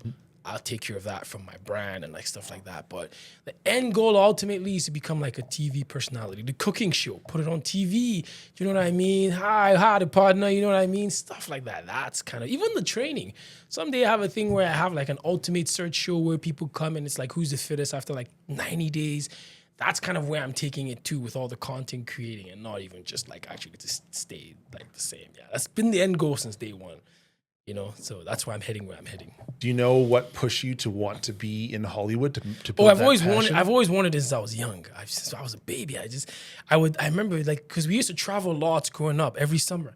And one thing that used to fascinate me was just, like, going by the airports and just seeing all the big billboards, seeing all the superstars on the stars. I'm like, I want to be, I don't care how I do it, but I just want to be on a billboard. I want to be on a fucking, you know what I mean? Like, advertisement on TV, like, winking at people. And so even from a young age, I would stand in front of it. That's why I started taking acting growing up, right? And I would just stand in front of the mirror and just like, hi, the partner. So all the stuff that I do on the screen, I've lived it 1,000 times when I was younger. Even growing up, I would just, and that's why, like, even Tyler was telling me something yesterday. He's like, I'm one of the best, like, guys he's ever met behind a camera, because it's just natural. I don't have to think. I can come up with it. It's because I spend, even till now, some days I'm in front of the mirror. I'm like, hi, partner. You know what I mean? Over and over and over again, because I know that one day, I, like, mark it on here, I'm going to be on TV. I've been on TV when I was younger, actually, like, when I actually think about it. But it was like a little kiddie show, one of those kiddie shows they have for, like, elementary school students. So that was kind of where my passion for it started from. Yeah. And now you're working towards that. Yeah. Gonna break the wall. You have to know what you're passionate about, and it's amazing that you found that at a young age, and now you're finding a platform for that. Yeah. For myself, I love building the personal brand and stuff, and then the podcast came about because I was being interviewed by Kevin Wood. He was my first guest on the show. Yeah. And he has a little YouTube series and he's interviewing me. And then when we're off camera, I love to talk and we're just chatting back and forth. And he had all these crazy stories. And I was like, I want to hear that. Like, if I want to hear that, other people want to hear that. How can I get that out here? So we draft up the idea for the podcast, build the studio. And now that I can sit here and I can have meaningful, in-depth conversations with anyone, like this is what I want to do, man. I want to sit here and I want to get down to the nitty-gritty of who Maurice is and how he got to that. And that's what drives me. And like to be honest, I've been on a couple podcasts, even just on TV shows and stuff like that. But there's something natural about you. And one thing I find is they always talk about the 1,000 hours. 1,000 hours. You put in 1,000 hours into something, you're going to eventually become better. It just becomes second knowledge. But one thing also about the guys that do the 1,000 hours is you start to find yourself a little bit more. It's like me, right? I had to do all the fitness content that I didn't really enjoy until I just discovered one day maybe I could cook. Do you know what I mean? Until I discovered. So even in that 1,000 hours, you start like having like branches towards stuff. And I think that's kind of what is happening to you because you've done a bunch of stuff. And then maybe one day you just sit and it's like, and you had to be behind the camera to know that, okay, this is something you like. And that's why I find that happens with 1,000 hours. Like I said, if I could picture you doing anything more perfect than what you are doing right now, I wouldn't picture you outside the realms of like what you do. Because I think this is like actually I'm sitting here and I'm comfortable talking to this guy because I know I like this guy. I like this version of you. And I've seen so many versions. I've seen you boxing. I've seen you go in the ring with the WWE. For Halloween, attire, running. But to be honest with you, hand on wood, I think this is the most natural I've ever seen. The look, I think you should go on with it because it's. We're pushing hard. I love sitting here and you talk about the 1,000 hours. Yeah. I spent hours taking notes, watching all of your content. Yeah. Looking at your Twitter, all of that. I put the time in when I have to do a lot of driving for work, to and from work. Yeah. I listen to my favorite podcasts and I'm not so much listening to what the content of the podcast is, what the theme of the podcast is. I'm listening to how they ask the questions. Yes. I'm listening to them listen to the guests. My job here, I'm not an interviewer. My job here is to tell your story, to help you tell your story. You can tell that if you're comfortable. That's all I'm here. I'm here to disarm you. You lean back, you sip on the Diet Coke, you're laughing. I can't lie. It has to be natural. Yeah. And like I said, I've been on a couple, but even just the branding of it. I've met so many people, but when I heard Caleb was going to start doing podcasts, I'm like, fuck yeah, bro. Like, how comes I didn't think about giving you that idea for a while? Because I could probably sit behind it, and I wouldn't do it as much as you would, as good as you did, right? And if you came on the cooking show, you probably wouldn't do it as good as I did. You know what I mean? But it's like that 1,000 hours, once you do it, you start finding, like, what's in tune. But you got to fail a bunch of times at stuff that you're kind of drab until you like, I've definitely failed at the podcast before we even launched an episode. Adrian and I, the idea came about and we built one in my basement. Yeah. And it was essentially two of these walls that they were gray. Yeah. And then we filmed one down there and it fucking sucked. But we were just getting used to the equipment. And the first time we did it, we have the Rodecaster Pro now, but we had the first one, which you could only do 2 microphones and 2 headsets for. And we did it, and I was like, this isn't going to be fucking good enough. We're going to get to the point where we need to have 3 guests. Yeah. And I'm like, this room isn't big enough. So I extended the wall. I built a 3rd one. We filmed a couple more down there, and I was like, this isn't going to fucking work. So version 2 of the podcast studio didn't work. Sourced out of space, had this all professionally built, had it staged, got the better equipment, the lights, everything. Like, we've been working on this. So this is... I don't even know what episode this one is, but before we even got to this point, I have probably filmed like 15 to 20 of these before I even put out one. Yeah. I'm putting the time in. This is what I want to do. Yeah. And it's like for you, it doesn't even cost anything. You just risk it and it's like cost of business. It's the same thing with the cooking show. Before people were able to start seeing those things that you like, I spent a shit ton of money on groceries. You buy groceries, you cook, it gets burnt. Oh my God. The first few filming, I literally was crying on set. Because now we could make we would go for film for 6 hours and we would get 10 things done. which is pretty, because considering you're cooking, that's pretty good. Yeah. The first time we would even barely get one thing done in like 6 hours. Because what angle is good? Where do you place the lights? Where do you place this? I spent a lot of money on groceries. Sometimes I would even just cry. I'm like, fuck, maybe I'm just wasting my time. But when it finally clicked, YouTube was going crazy. Stuff was going crazy. I even like walked to a store. Like I was at an old friend's vintage store today. And one of the ladies who runs it was like, oh, I made your protein pizza. So it's kind of funny because I'm like, I don't know people actually watch these things. So, but for me now, it's rewarding seeing that somebody somewhere is going on my page. What am I going to make today? You gave me the protein balls. But it's like, I made that and I put that on there. And it's like, you're watching that. And so for me, even when I go on YouTube and I see somebody leaves a heart comment like, oh, I love you so much from Myanmar. I'm like, I'm never probably going to go to Myanmar. I don't know where the fuck that is. But there is somebody down there who's watching me at 2 a.m. in the middle of the night, and he's telling me how much he loves me. It's like, dude, I go my whole week and I'm just on cloud nine. So even now when I take the risk, it's like, when stuff gets hard, I'm like, 1,000 hours. It's going to be worth it. It's going to be worth it, right? So, yeah, but the end goals, the end products are usually like astonishing. And, you know, even for the business part, there's people that just come to me now and they don't even care how much I charge. You just want me to train them. Because, oh, I've done your food content. I like it. I love it. It's like, but that's just by the way. Just having people watch me and just be happy it's mind blowing, you know? Yeah. Just being, not even knowing. Like, I'm sitting here right now. There's probably somebody watching me. Like, oh, yeah, dude, I love you from Myanmar. That's so sick. You know what I mean? Yeah. I love that aspect of it. Yeah. You've inspired me to, you told me you want to be to Hollywood. And I've never said, like, what my goal is, like, my dream. So I have a job. I work, 7:30 to 4:30, 5 days a week. Yeah. I knew I always wanted to do something on the internet.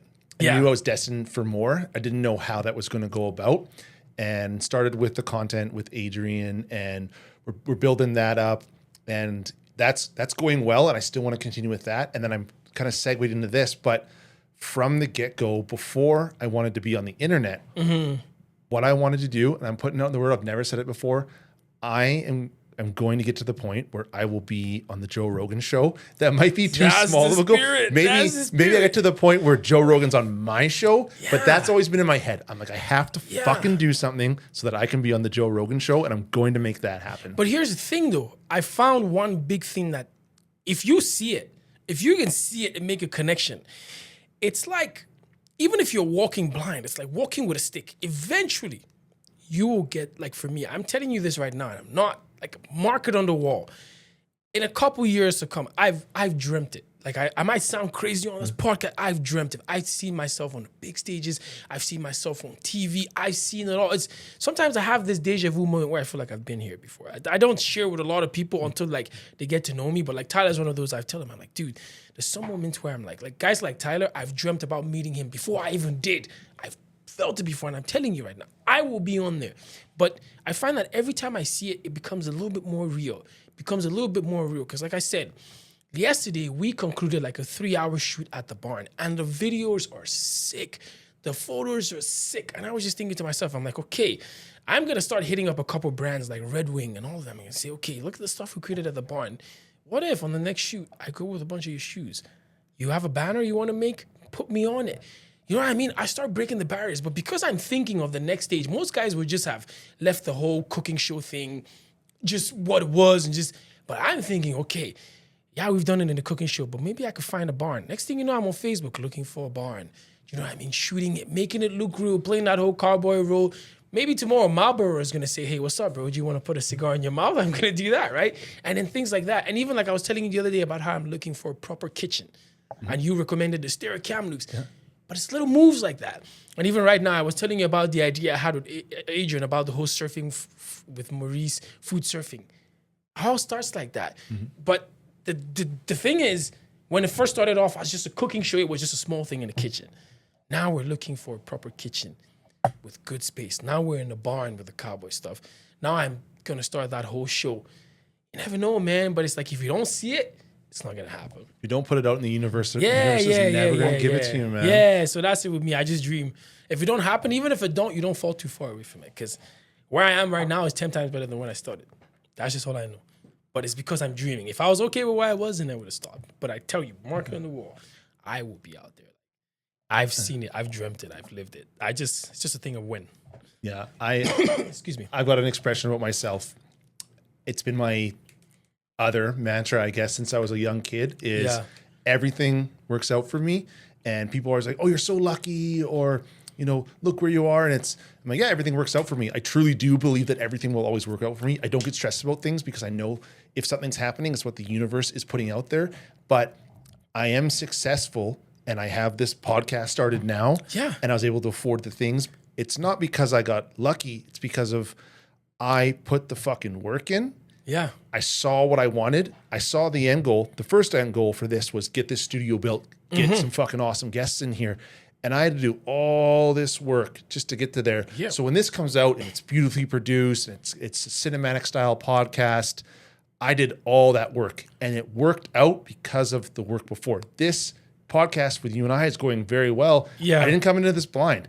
I spent probably 5 hours taking notes on all your stuff. Yeah. And like, you know what? If this was 2 or 3 years from now and you've got 10 times more of the shit out, I would have spent a week looking at everything, preparing to make sure that this is going to be the best that it fucking can be. Yeah. And you know, this thing that you said just reminds me of a saying that I saw yesterday. It's like the final hit from the chisel that breaks the rock, it's not the most important. The first one.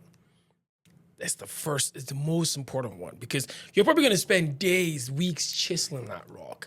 But one day it finally breaks and you're like, oh, finally you're back and rest. But the most important one was that first hit. And so that's what I'm saying. Look at where you started in your basement. Look, now you got a space. I was talking to Adrian yesterday. Adrian was talking about like a bigger one. Next thing you know, it's a space for creators. Next thing you know, it's Caleb's space. You know, it's like, it's all little dreams. And then someday you're going to be on there and somebody's going to be like, oh, you're so lucky. No, it's not luck. But the concept of life in itself doesn't even make sense, right? Odds of being born 1 in 7 trillion. A lot of people go their whole lives not even knowing anybody who wins the lottery because the odds of winning the lottery is 1 in 2.5 million. So you have to know 2.5 million and the right 2.5 million to meet one person who wins the lottery in real time. Now, the odds of being born 1 in 7 trillion. So life in itself is freaking like, it's a shit show, dog. You've already won the lottery. Yeah, you've already won the lottery. So why not dream? Why not, like, you know what I mean? No money in the bank, no problem. Like, just dream and just live because, like, the whole concept of life doesn't even make sense. We're on a ball, roving around. We don't even know where we're from. You know what I mean? We don't even know where we're from. Everybody says this. You know what I mean? It's crazy. I try not to think about it sometimes because we're this tiny dot against a greater, vast expanse. And they tell you it's we just popped out from a little needle. Like, oh yeah, where'd the needle come from? You know what I mean? The concept of life doesn't make sense.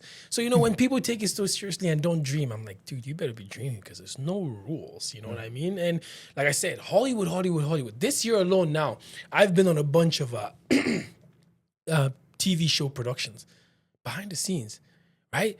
And I was listening to Denzel Washington and he was like, oh, before he made it out, he used to be on a bunch of behind the scenes and stuff like that. I'm like, dude, if somebody had told me like years ago that I would be behind a bunch of like actual TV show productions, I wouldn't believe.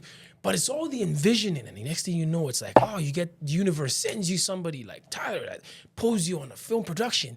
You're getting one step closer. Next thing you know, you meet a producer. It's like, there's something about you. I like you. What do? You know what I mean? It's all just going to click one day. So for me, like I said, I've lived it before. I think if I could bet my money on somebody's podcast blowing up, I'll put everything I have right now and say, Caleb, it's going to be you next, right? And I believe that the pathway is there. We just got to stick with it. That's just all it is. Excuse me. Wow. Yeah. I got tingles, man. Yeah. And all this talking about food, I'm fucking starving now. Yep. I can't think of a better spot to call it a day. Talking about our dreams. So everyone knows before we sign off, how can people find you? How can they get a hold of you? Hey, any social media platform. We keep it all the same. Maurice Onyemaenu. So you just look up Maurice and my last name is spelled Onyemaenu. Any social media platform you find me like that. We make it easy for you. Yeah, we'll throw that in the show notes. And when does your cooking book drop? Oh, June. We're thinking June. Yeah. The photos from the bar and tomorrow have to get into it. So yeah, June. So it'll probably be right around when this podcast drops. Yep, first week of June, around there, yes. When it drops, we will link it in there. So, yes, sir. Hey, dude, it's been awesome. I know we are 2 hours and 42 minutes into this. We could go on all fucking night, but I am definitely going home, and I think I'm going to make that pizza you had on. Yes, sir. Yes, sir. I love that. Love you, brother. Appreciate the conversation, man. That was awesome. Thank you very much for having me. Yeah.